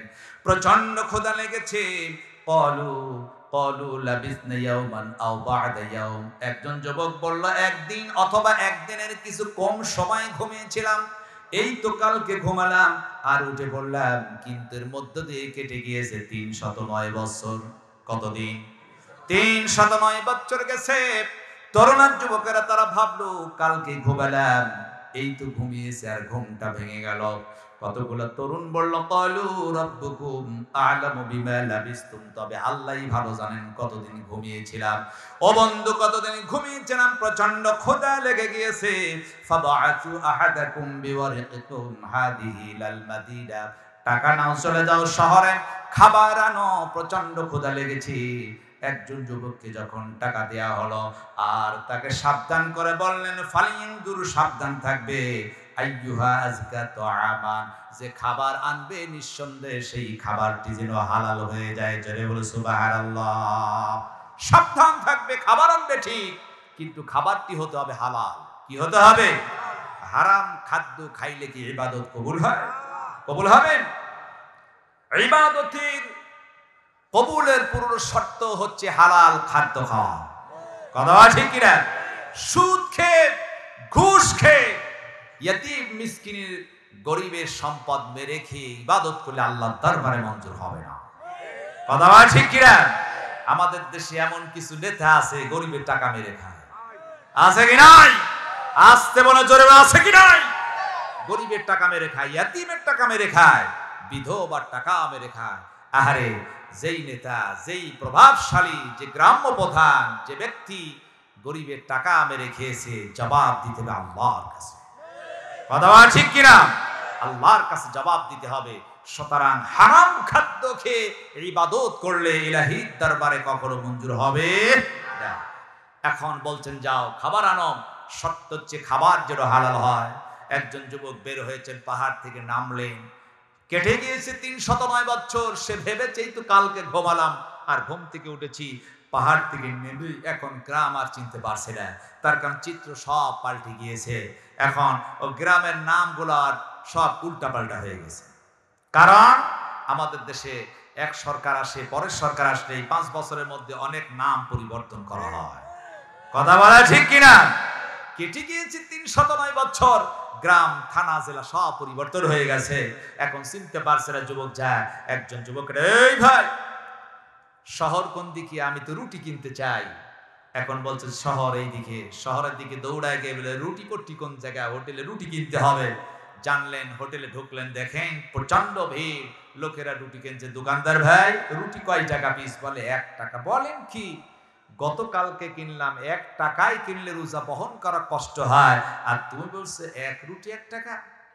দোকানদার, এই যুবক নাও, নইলে কেটে পড়তে পারো। 20 বছর ধরে দোকানদারি করি, 1 টাকা করে তুমি বলছো 1 টাকা অনেক হয়, হয় না, নইলে কেটে পড়ো। কথা বলার সময় নাই। এখন ওর মনে পড়েছে, যেহেতু বলেছে ওয়ালা ইউশইরান্না বিকুম আহাদা, বলা হয়েছে খাবার তো আনবেন, কৌশল করে ফিরে আসবে, খবরদার বাদশা দাকিউনিসের লোকের কাছে ধরা না পড়ো, চলে আসতে হবে। ভয় তাদের, খুব তড়িঘড়ি করে বল ঠিক আছে, এই নাও টাকা, আমার রুটি দাও। যখন রুটি নিয়ে আসছেন, টাকা হাতে, দোকানদার সর্বনাশ, সে তো অনেক আগের টাকা। এই ভাই এ টাকা পেলে কোথায়? বলে কেন? এটা তো আমাদের বাদশা দাকিউনিসের রাজ্যের টাকা। বলে হ্যাঁ ঠিক আছে, সে তো অনেক আগের কথা। কেন? এই তো গতকাল বাদশা দাকিউনিসের রাজ্য থেকে আমরা পালায়ে এসেছি, এসে আমরা পাহাড়ের গুহা আশ্রয় নিয়েছি। আর কেউ আছে? বলে হ্যাঁ, আরো কয়েকজন তরুণ আর যুবক আমার সাথী আছে। এখন এই কথা শোনার পর হই হুল্লোড় পড়ে গেল। লোকেরা এসে এই তরুণ এই যুবককে গ্রেফতার করেছে, বলছে গুপ্ত ধন পাওয়া গিয়েছে। পুলিশ আসলো, গ্রেফতার করলেন। বাদশার কাছে সংবাদ গেল। তখনকার যিনি বাদশা ছিলেন তিনি ছিলেন কোরআনের বাদশা, হকের বাদশা, ইসলামী আন্দোলনের পক্ষের বাদশা ছিলেন। আল্লাহু আকবার। বাদশা আসলেন, প্রশ্ন করলেন, ইতিহাস করলেন, জানতে পারলেন সেই বাদশা দাকিউনিসের রাজ্যে কয়েকজন তরুণ যুবক তারা ঈমানের উপর টিকে থাকতে গিয়ে জালিম সরকারের রাষ্ট্র থেকে পালায়া পাহাড়ের গুহা আশ্রয় নিয়েছে। এরাই হচ্ছে সেই তরুণ আর যুবক। আল্লাহু আকবার। এদের মর্যাদা অনেক বেশি। এরা হচ্ছে ইসলামী আন্দোলনের কর্মী, সুতরাং এদের সেই খারাপ আচরণ করা যাবে না। এরা হচ্ছে আমার দলের লোক। সুবহানাল্লাহ বলবেন না? এই যুবক শোনো, তোমার সাথীরা কোথায়? বলে পাহাড়ে আছে, চলো তাদের কাছে আমি যাইব। আমি আমার রাজকীয় বিছানায় তোমাদের ঘুম পাড়িয়ে দেব, আর রাজকীয় খাদ্য খাইব, পাহাড়ে আর থাকতে দেওয়া হবে না। সুবহানাল্লাহ বলবেন না? হাজার হাজার লোকের ভিড় হলো। সেই বাদশা যখন তরুণকে নিয়ে হাঁটতে শুরু করেছেন, কিছু দূর যাওয়ার পর যুবক ডাকতে হলো, বাদশা আমাদের সাথীগুলো প্রচন্ড ক্ষুধার্ত হয়ে আছে। হঠাৎ করে আপনার প্রশাসন হাজার হাজার মানুষকে নিয়ে পাহাড়ের গুহার সামনে যদি হাজির হন, আমার সাথী ভাইরা স্ট্রোক করে তো মারা যেতে পারে, তারা বড় ভয় করবে, একটু অপেক্ষা করেন। তাদেরকে অপেক্ষা করেন একটু, আমি তাদেরকে রুটি খাইয়ে ডেকে আপনাদের সামনে হাজির করব। বাদশা বলে ঠিক আছে। এবার যুবক পাহাড়ের মধ্যে ঢুকলেন, রুটি দিয়ে বলছেন তাড়াতাড়ি রুটি খাও। পাহাড়ের গুহার দূরে বাদশা তার সৈন্য সামন্ত নিয়ে অপেক্ষা করছেন। শোনার সঙ্গে সঙ্গে সেই যুবকেরা বলল, বাদশা দাকিউনিসকে আমাদের সন্ধান পেয়ে গেল নাকি? ডাকতে বলে না, বাদশা দাকিউনিস তাকে 300 বছর আগে সে মারা গিয়েছে। তার হাড্ডি রক্ত মাংস সব মাটি খেয়ে ফেলেছে। এখন যিনি বাদশা তিনি হচ্ছেন আমাদের দলের লোক, তিনি ইসলামী আন্দোলনের একজন লোক। জোরে বলো সুবহানাল্লাহ। এবার যখন রুটি খাইলেন, আমার আল্লাহ ডাক দিলেন, তরুণ যুবক আমি আল্লাহ তোমাদেরকে সাহায্য করলাম, পৃথিবীর কারো কাছে সাহায্য চাও নাই, সাহায্য চেয়েছে আমার কাছে, আমি আল্লাহ সাহায্য করেছি। ও তরুণ যুবক 309 বছর ঘুম পাড়ায় দিলাম, এরপর ঘুম থেকে উঠাইলাম, রুটি খাইয়ে দিলাম। তরুণ যুবক শোনো, আবার ঘুমিয়ে যাও, তোমাদের ঘুম আর ভাঙবে না, তোমাদের ঘুম ভাঙানো হবে কিয়ামতের দিন। জোরে বলো সুবহানাল্লাহ। তরুণ যুবক আবার পাহাড়ের মধ্যে ঘুমিয়ে পড়লেন। আল্লাহ রাব্বুল আলামিন তিনি পাহাড়ের গুহাটিকে তিনি সুন্দর করে বন্ধ করে দিলেন, তামাম পৃথিবীর মানুষ যাতে তরুণ যুবকের প্রতি আঘাত আনতে না পারে, তাদেরকে সেভ করা হলো, হিফাজতের মধ্যে রাখা হলো। বাদশা এখন দাঁড়িয়ে আছেন, দীর্ঘ সময় চলে যায়। সাথীদেরকে বললেন, কেন আমাদের সাথীগুলা পাহাড়ে যায় এখনো কেন আসে না? বাদশা যখন গেলেন দেখলেন পাহাড়ের গুহার মুখটা সুন্দর করে আটকিয়ে দেওয়া হয়েছে। এবার বাদশা ডেকে ডেকে বলতো, আমার সাথীরা শুনে রাখো, এরা হচ্ছে ইসলামী আন্দোলনের কর্মী। বাদশা দাকিউনিসের রাজ্য থেকে পালায়া একমাত্র রবের প্রতি ঈমান এনেছিল। এদের সম্মান আমার রব আল্লাহ এত বেশি করেছেন। এরা পাহাড়ের গুহায় আছে 309 বছর। আমি চাইলাম রাজকীয় খাদ্য খাওয়াইবো, আমার বিছানায় ঘুম পাড়াবো, কিন্তু কিসমত কাটা গেল, আমি তো পারলাম না। ও তরুণাজ, আমার রাজ্যের লোকেরা শুনে রাখো, এই মুহূর্তে আমি একটা সিদ্ধান্ত নিলাম, এরা ইসলামী আন্দোলনের কর্মীদের মর্যাদা অনেক গুণে বেশি। পাহাড়ের মধ্যে তারা অপেক্ষা করছেন, গুহার মুখটা ঢালাই হয়ে গেছে, বন্ধ, এদেরকে যখন ডাকা যাবে না। এই মুহূর্তে আমি সিদ্ধান্ত নিলাম, এই তরুণ আর যুবকের সম্মানার্থে আমি বাদশা তাদের সামনে কিছু নির্মাণ করতে চাই। জোরে বলো সুবহানাল্লাহ। কিন্তু কি তৈরি করব, আমার একটু সিদ্ধান্ত দাও, কি বানাবো? এমন সময়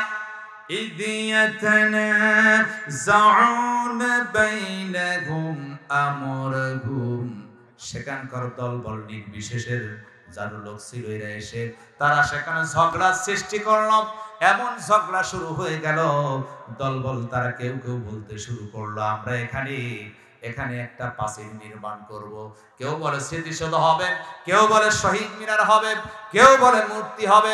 এক এক ব্যক্তি এক এক ধরনের সিদ্ধান্ত দিতে শুরু করলেন। ফাকালু বুনু আলাইকা বুনিয়াদান, কেউ বলল না আমরা প্রাচীর নির্মাণ করব। ঝগড়া যখন শুরু হয়ে গেল, এর মধ্যে যারা ছিলেন ইসলামী আন্দোলনের কর্মী, এরা বলল সম্ভব, মূর্তি হবে না, শহীদ মিনার হবে না, স্মৃতিসৌধ সেখানে হবে না, প্রাচীর নির্মাণ হবে না, কোনো কিছু নির্মাণ করতে দেয়া হবে না। তারা সিদ্ধান্ত দিলেন, ক্বালাল্লাযীনা গালাবু আলা আমরিহিম লানাত্তাখিযান্না আলাইহিম মাসজিদা।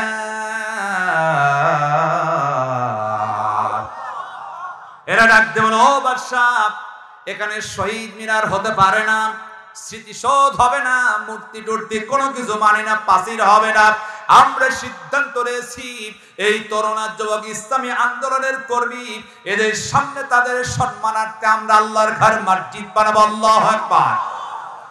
এমন সময় বাদশাহ বললেন, তোমরা এক একজন এক এক সিদ্ধান্ত আমার দিলাম, এই মুহূর্তে আমি একটা লটারি করব, লটারিতে যেটা উঠবে সেটাই সিদ্ধান্ত হয়ে যাবে। আমার আল্লাহ বললেন, ওরে আমার বান্দারা শুনে রাখো, আমি তো এমন রব, আমি এমন আল্লাহ, আমি লটারির মধ্য থেকে লানাত্তাখিযান্না আলাইহিম মাসজিদা, লটারি যখন করা হলো দেখা গেল ওই দিন মসজিদের নামটি উঠে গেলেন। জোরে বল সুবহানাল্লাহ। মসজিদ নির্মাণ হলো সেখানে, তার মানে হলো কাউকে সম্মান দিতে গেলে এমন কিছু তৈরি করা যাবে না যেটা তৈরি করলে কোরআন হাদিসের সাংঘর্ষিক হয়। কথা বলেন ঠিক কিনা? আমরা এমন কিছু তৈরি করব যার মাধ্যম দিয়ে নেকি হবে, সওয়াব হবে, সদকায়ে জারিয়া হবে, মানুষেরা তার জন্য প্রাণ খুলে দোয়া করবে। কথা বলেন ঠিক কিনা? এই জন্য আমার ভাইরা, কাউকে যদি সম্মান দিতে হয়, সম্মান দেওয়ার জন্য আমরা মসজিদ বানাতে পারি, মাদ্রাসা বানাতে পারি, মিনার বানাতে পারি, কিন্তু মূর্তি ভাস্কর্য কখনো এটা হতে পারে না। কথা বলেন ঠিক কিনা? এইবার বাদশা ডাকতে বলতেন, শোনো, আমি সিদ্ধান্ত নিয়ে নিলাম মসজিদ বানাবো। শুধু মসজিদ বানাবো না, শুনে রাখো, মসজিদ যে বানাবো তামাম পৃথিবীর লোকেরা আসবেন, আমার ইসলামী আন্দোলনের কর্মী, যারা দ্বীনের উপর অটল থাকতে গিয়া বাদশা দাকিউসের রাজ্য থেকে পালায় পাহাড়ের গুহায় যে আশ্রয় নিয়েছে, কেমনি লোকেরা জানবে? এই মুহূর্তে আমি বাদশার সিদ্ধান্ত নিয়েছি, এই মসজিদের দরজার ডান দিকে একটা পাথর খোদাই করে তরুণ যুবকের নাম লেখা থাকবে, মাঝখানে তাদের পাহারাদার কুকুরের নামটা লিখা। ওই মসজিদের দরজার ডান পাশে লটকায় দিলে তামাম পৃথিবীর লোকেরা আসবে, বুঝতে পারবে ইসলামী আন্দোলনের সেই তরুণ আর যুবকের পাহাড়েইটা। চলে বলি সুবহানাল্লাহ। এই জন্য আজকের এই কালীগঞ্জ থানার হেলাই গ্রামবাসী যুব সমাজ কর্তৃক আয়োজিত তাফসীরুল কোরআন মাহফিল আজকে সিদ্ধান্ত নিতে হবে, তরুণ আর যুবক তাদেরকে একমাত্র আল্লাহর কালাম কোরআনকে হাতে নিতে হবে। কথা বলা ঠিক কিনা? সেই তরুণ আর যুবকের মতো তাদেরকেও একমাত্র কোরআনের দাওয়াত নিয়ে ইসলামী আন্দোলন করে সৎ লোকের শাসন, আল্লাহর আইন কায়েমের জন্য আন্দোলন করার প্রয়োজন আছে কি নাই? জোরে বলেন, আছে কি নাই? এই জন্য তরুণ আর যুবকের সবচাইতে মর্যাদা আল্লাহ বেশি দিয়েছেন। আজকে সেই তরুণ আর যুবক নিশা দ্রব্যের মধ্যে দিয়া তাদের জীবনটাকে শেষ করছে। ইয়াবা আছে, হেরোইন, ফেন্সিডিল, গাঁজা, মদ, ডাল, আছে কি নাই? আছে না? আরে কি যে খায়, লাল লাল রঙের কি যে খায়, চোখগুলো লাল হয়ে যায়, গাছের সই ঠিক লাগায় বলে ভাইজান একটু সাইড দেয়, এরকম কিছু আতি দিতে পাতি দিতে আছে কি নাই?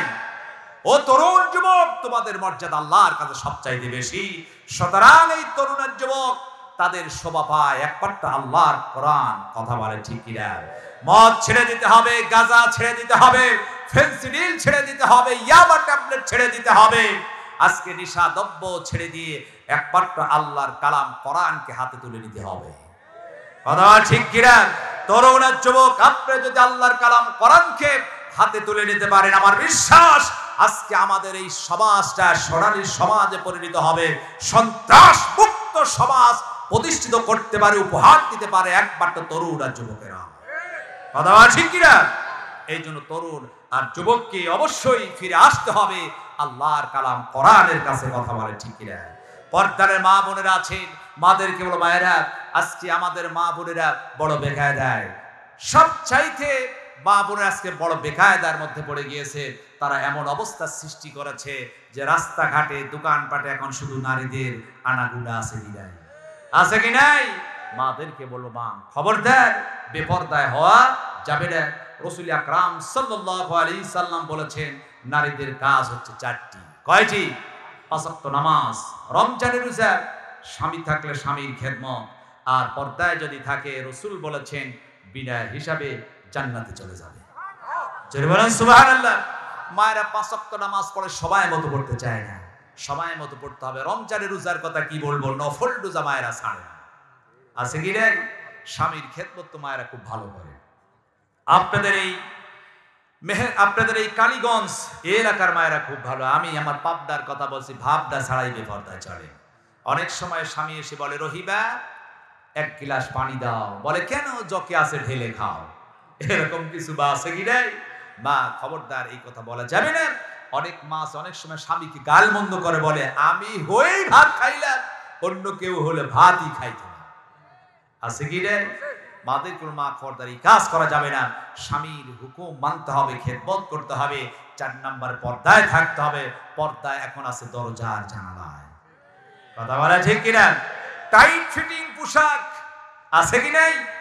যদিও বুরকা আছে, এখন ডিজিটাল কায়দায় বুরকা এতটাই তার গঠন বোঝা যায়।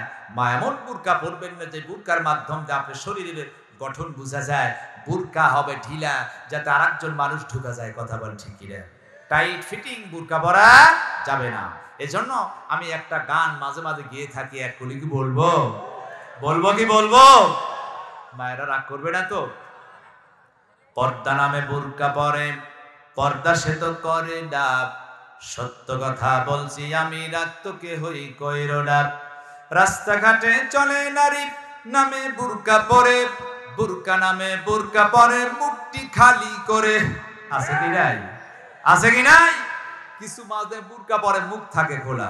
রাস্তাঘাটে চলে নারী নামে বুরকা পরে, বুরকা নামে বুরকা পরে, মুখটি খালি করে। আবার কিরণমালা পাখি দেখে নামাজ পড়ে না, কথা বলেন ঠিক কিনা? কিরণমালা পাখির পাগল মায়েরা, আছে কি নাই? আরে কিরণমালা পাখি দেখে নামাজ পড়তে চায় না। মাদের কোন মা অবশ্যই নামাজ পড়তে, কথা বলেন ঠিক কিনা? নারীর পোশাকে পুরুষে পরে, পুরুষে পোশাকে নারী, এমন পোশাক পরেও আবার ভদ্র সাজে ভারী, কথা বলেন ঠিক কিনা? আমাদের পাবনায় কিছু মায়ারা আছে, বোনরা আছে, দেখবেন শার্ট প্যান্ট পরে। আপনার এলাকায় আছে? শার্ট প্যান্ট পরে, পুরুষের পোশাক। আহারে, এরকম পোশাক পরা যাবে না। এরা বলে এটাই হচ্ছে ভদ্র পোশাক। নারীর পোশাকে পুরুষে পরে, পুরুষে পোশাকে নারী, এমন পোশাক পরেও আবার ভদ্র সাজে বাড়ি। আবার লিপস্টিকের ঠেলায় ড্যাডি আব্বা ডাকে না, কথা বলেন ঠিক কিনা?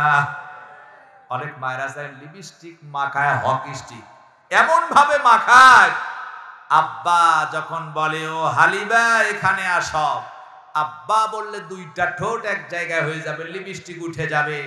আব্বা বলে না, ডিজিটাল কায়দা এখন জবাব দেন এসছি ড্যাডি, আছে কি নাই? মায়েরা খবরদার, এভাবে লিপস্টিক মাখায় বেপরদা হয়ে রাস্তাঘাটে চলা যাবে। আবার দেখেছি অনেক স্ত্রী আছে ডিজিটাল ঢুকে স্বামীরে বাবা কয়। স্বামী যখন বলে রহিমা এদিকে এসে, বলে এসছি বাবা, এটা একটা ফ্যাশন, আছে কি নাই?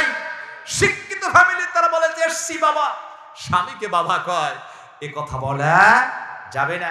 এই জন্য মাঝে মাঝে বলে থাকি, আরে আমাদের দেশের মুরগি আছে না, ব্রয়লার আছে না, হাইব্রিড, এরা হচ্ছে 2 ধরনের। এদের গুড আছে কয়টি? 2টি। আমাদের মায়েদের কিছু গুড আছে 2টি। মা আপনি রাগ করবেন না, দুঃখে কথাগুলা বলতে হয়। হাইব্রিড ব্রয়লার মুরগির 1 নাম্বার গুণ দেখবেন, এরা কি করে, এরা শুধু ঝিমায় আর গায়ের গোস্ত বেশি, আছে কি নাই? আছে কি নাই? আমাদের দেশের কিছু মাইয়ারা আছে দেখবেন খেয়ে খেয়ে ইয়া বড় শরীর, খালি ঝিমায়। 2 নাম্বার গুণ, হাইব্রিড মুরগির গায়ের লোম থাকে কম, গোস্তগুলা দেখা যায়, আছে কি নাই? আমাদের দেশের এক শ্রেণীর মাইয়ারা আছে এরকম পোশাক পরে ছোট শরীরের গোস্ত দেখা যায়। ওই বয়লার মার্কা যে মায়েরা আছেন আমি আপনাদেরকে বলো খবরদার এভাবে চলা যাবে না। রাসূল আকরাম সাল্লাল্লাহু আলাইহি ওয়াসাল্লাম বলে হে আমার সাহাবী শোনো, 6 শ্রেণীর নারী, যে নারীদের 6টি গুণ আছে, এই নারীরা যে সংসারে আসবে শান্তি কোনোদিন থাকবে না। সাহাবীরা ইয়া রাসূলুল্লাহ 6 শ্রেণীর নারী কারা যে আমাদের সংসারে শান্তি থাকবে না? রাসূল আকরাম বলেন সেই 6 শ্রেণীর নারী বর্ণনা দিতে গিয়ে বলেন হুজুর 1 নাম্বার হচ্ছে আন্নানা মার্কা নারী, 2 নম্বরে মান্নানা, 3 নম্বরে হান্নানা, 4 নম্বরে হাদ্দাকা, 5 নম্বরে বাররাকা, 6 নম্বরে সাদদাকা। হুজুর বলেন এই 6 প্রকার নারী যেই বাড়িতে থাকবে আল্লাহর গজব হবে, রহমত থাকবে না, শান্তি ওই সংসারে থাকবে না, এদেরকে বিবাহ করা যাবে না। সাহাবীরা বলেন ইয়া রাসূলুল্লাহ এই যে 6 শ্রেণীর নারীর কথা বললেন আমরা বুঝতে পারলাম না, 1 নাম্বার আন্নানা মানে কোন নারীর কথা বুঝালেন? নবীজি আমার ডাক দিল আমার সাহাবীরা শোনো, 1 নাম্বার আন্নানা হচ্ছে ওই জাতি নারী যেই নারীগুলা বেশি বেশি আপত্তি করে, সবকিছুতেই তারা না বলে। স্বামীর বাড়িতে যখন আসেন শুধু স্বামী ছাড়া কারো ঝামেলা পোহাতে চায় না। শ্বশুরের খেদমতের সময় বলেন না ওটা আমার দ্বারা সম্ভব নয়, শাশুড়ির কথা মানা যাবে না, শ্বশুরের ঝামেলা করা যাবে না, দেবর ননদ ভাসুর যা আছে এদের ঝামেলা পোহাবো না, আমি তুমি তুমি আমি, আমরা দুইজন ছাড়া কারো ঝামেলা করতে চাই না। এই ধরনের নারী আছে কি নাই? বিবাহ এসে বলে আমি আর তুমি এই সংসারে এত ঝামেলা, রান্না টান্না আমার সম্ভব না, ওই শ্বশুর ওই বুড়া বুড়িকে আমি টানতে পারবো না। এরা হচ্ছে আন্নানা মার্কা মহিলা, এর আপত্তিকর না শব্দ। হুজুর বলে এই শ্রেণীর মাইয়ারা যে সংসারে যাবে এই সংসারে কোনো শান্তি থাকবে না।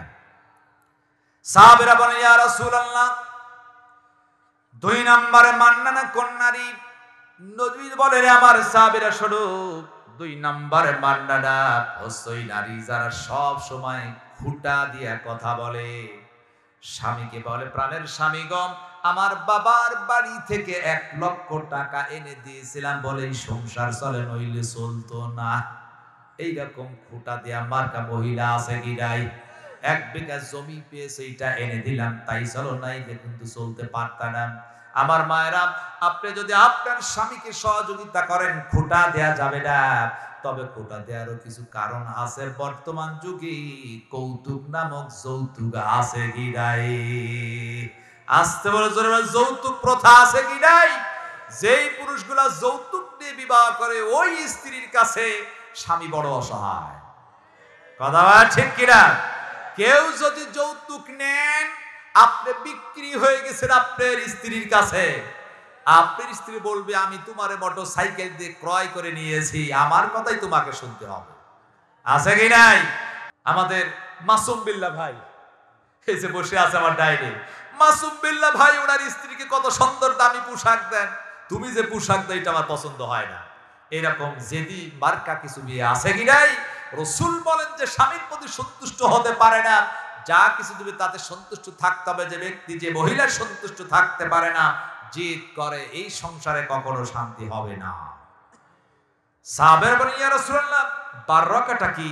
রাসূল বলেন ওই জাতি নারী যারা একজনের কথা আরেকজনের কানে লাগায়া দেয়। এরকম মহিলা মনে আপনাদের দেশে নাই? আছে কি? মহিলাদের পেট হয় পাতলা, কথাকে হজম করতে পারে না। কথা ঠিক কি না? এরা কখনো কথাকে হজম করতে পারে না। রাসূল বলেছেন 3 শ্রেণীর লোকের কাছে গোপন কথা বলো না। তার এক হচ্ছে নারী জাতির কাছে গোপন কথা বলা যাবে না, ও ফ্লাশ করবে, ওর পেট হজম হয় না, পেটটা হচ্ছে নারীদের পাতলা।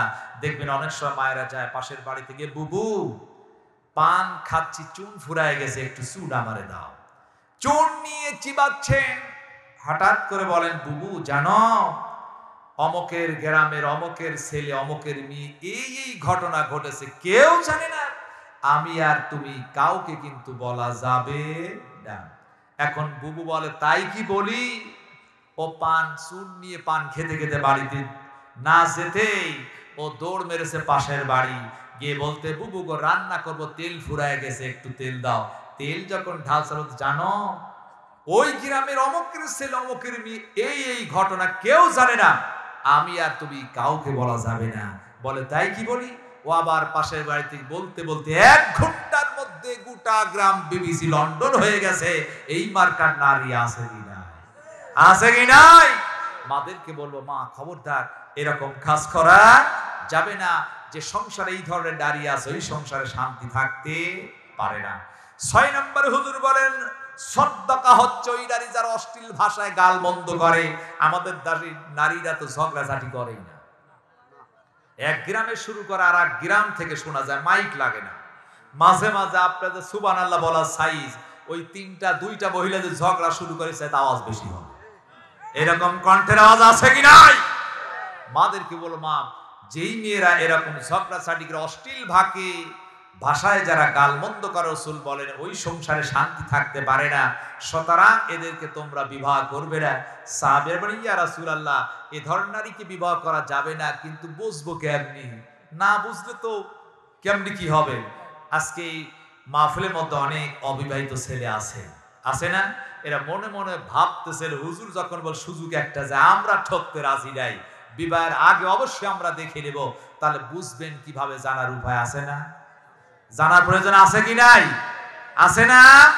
কোন নারী এই ধরনের এদেরকে আপনারা বিবাহ করবেন না? রাজি আছেন তো? যারা বিবাহ করেন না এই 6 শ্রেণীর নারীকে বিবাহ করবেন না। পর্দারে যারা মা আছে মনে সর্বনাশ, হুজুর কি বলে? এজন্য মাদেরকে বলো খবরদার, আপনারা হুঁশিয়ার হয়ে যান। আপনাদের সম্মান আল্লাহ সব চাইতে বেশি করেছেন। সুবহান আল্লাহু আকবার। এই জন্য মাদের এই 6টি গুণ থাকতে হবে। এই 6 গুণ যাদের মধ্যে আছে তাদেরকে বিবাহ যেহেতু করা যাবে না, চিনার উপায় হচ্ছে এই, আমরা দেখেন আপনার এলাকায় গরুর হাট আছে না? আছে কি? কোথায়? কালীগঞ্জে আছে গরুর হাট। যখন গরু কিনতে যায় অনেক মানুষের অভ্যাস আছে গাভী বেশি কেনে, দুধ হবে বেশি, বিক্রি হবে। গাভীর সাইজ যদি ভালো হয় বাচ্চাও ভালো হবে, তাই হবে না? দেখেন এখন আমাদের মাসুম বিল্লাহ ভাই একটা গাভী কেনার জন্য হাটে ঢুকছেন। এখন গাভী একটা পেয়ে খালি পিছনের দিকে ঘুরে আর তাকায়। লোকে বলে গাভী কিনে পিছনে তাকান কেন? বলে আমি সাইজ দেখছি গাভীর পিছন দিকে। কিসের সাইজ? বলে আরে আমি দেখছি গাভীর যদি দুধ হয় বেশি, ওর পেট থেকে যে বাচ্চা হবে বাচ্চাও হবে ভালো। কথা বলা ঠিক কি না? একটা গরু কিনতে গিয়ে যদি তার মায়ের খোঁজ দিতে হয়, যাকে নিয়ে মৃত্যুর আগ পর্যন্ত আপনি ঘর সংসার করবেন, ওর মা বাবা বংশ পরিচয়ের খোঁজ দেওয়ার প্রয়োজন আছে কি নাই? আছে কি নাই? রাসূল বলেছেন বিবাহের আগে বংশ পরিচয় দেখো। তুমি দেখেছো খুব ফর্সা সুন্দর চেহারা, শিক্ষিত বেশি, চাকরিও করে, টিকটিকের উপর চলাফেরা করে, চলে হাই হিল হাই রাস্তা, আর তুমি পাগল হয়ে তার বিবাহ করলো, এটা শান্তি হবে না। আগে দেখতে হবে বংশটা কেমন আছে, প্রয়োজন আছে কি নাই? এই জন্য যে যুবকেরা এখনো বিবাহ করে নাই, তোমরা বিবাহের আগে আগে বংশটা দেখবে, তার মা তার আত্মীয় স্বজন তাদের চরিত্রটা কেমন এইটা দেখে বিবাহ করতে হবে। আল্লাহ পাক তৌফিক দিন সকলে আমিন। আমার মা আপনারা কষ্ট নেবেন না, আপনার মর্যাদা সবচাইতে বেশি। রাসূল বলেছেন নারীরা সবচাইতে মর্যাদাপূর্ণ। আমার ভাই আজকের মাওলানা নুরুন নবী আশিকি ভাই মায়ের নারীদের মর্যাদার কথা তিনি বলছেন, বলেন নাই? এদের পায়ের নিচে জান্নাত। সুবহানাল্লাহ সুবহানাল্লাহ। তিনি বক্তব্যের মধ্যে বলেছেন, আমি ঘরের মধ্যে তো সব শুনেছিলাম, তিনি বলেছেন যে ইসলামের সবচাইতে প্রথম যিনি ইসলাম কবুল করেছিলেন তিনি ছিলেন একজন মেয়ে লোক, খাদিজাতুল কুবরা। ইসলামের মধ্যে সবচাইতে দ্বীনের জন্য যে ব্যক্তি শহীদ হয়েছিলেন তিনি ছিলেন সুমাইয়া রাদিয়াল্লাহু তাআলা আনহা, তিনি ছিলেন একজন মহিলা। সুতরাং মহিলাদের মর্যাদা সবচাইতে বেশি। কথা বলে ঠিক কিনা? এজন্য সাহাবের হুজুর খেদমত করবো কার? বলে তোমার মায়ের, তারপর তোমার মায়ের, তারপর তোমার মায়ের, তারপর তোমার বাবার। তার মানে মায়ের 3 গুণ মর্যাদা বাড়িয়ে দিয়েছেন। জোরে বল সুবহান। এজন্য ভাইরা আসুন আমরা আজকে তাফসীরুল কোরআন মাহফিল থেকে যে শিক্ষাগুলো পেয়েছি, 1 নাম্বার শিক্ষা আমরা পেলাম ভবিষ্যতে কোনো কাজ করতে গেলে আমরা বলবো ইনশাআল্লাহ। মনে থাকবে তো? আমরা কি বলবো? ইনশাআল্লাহ। 2 নম্বরের শিক্ষা আছে সর্বক্ষেত্রে সাহায্য চাইবো কার কাছে? আরো জোরে বলেন কার কাছে? আমরা সাহায্য চাইবো আল্লাহর কাছে। 3 নম্বরে আমাদের শিক্ষা সর্বক্ষেত্রে আমরা আল্লাহর আইন মেনে চলবো। রব যিনি আকাশ জমিনের রব, তিনি হচ্ছেন আমাদের রব। সুতরাং আমাদের জীবন গেলেও বাতিল শক্তির কাছে মাথা নত করব না। কথা বল ঠিক কিনা? 4 নম্বরে তরুণ আর যুবককে উদারত আহ্বান জানাই, আজকের মাহফিলের আয়োজন করার কারণে অন্তঃস্থল থেকে মুবারকবাদ জানাই। এরাও যেন সেই তরুণ আর যুবক আসহাবে কাহাফের যারা জালিম সরকার রাষ্ট্র থেকে পালায়া পাহাড়ি আশ্রয় নিয়েছিল, এরপরেও বাতিল শক্তির কাছে মাথা নত করে নাই, তাদের মতো যিনি ইমানদার মজবুত আল্লাহ পাক বানিয়ে দেন সকল আমিন। পর্দারে মা বোনেরা, আল্লাহ পাক যেন আমার আম্মা জানদেরকে পর্দায় থাকার তৌফিক দেন সকল আমিন।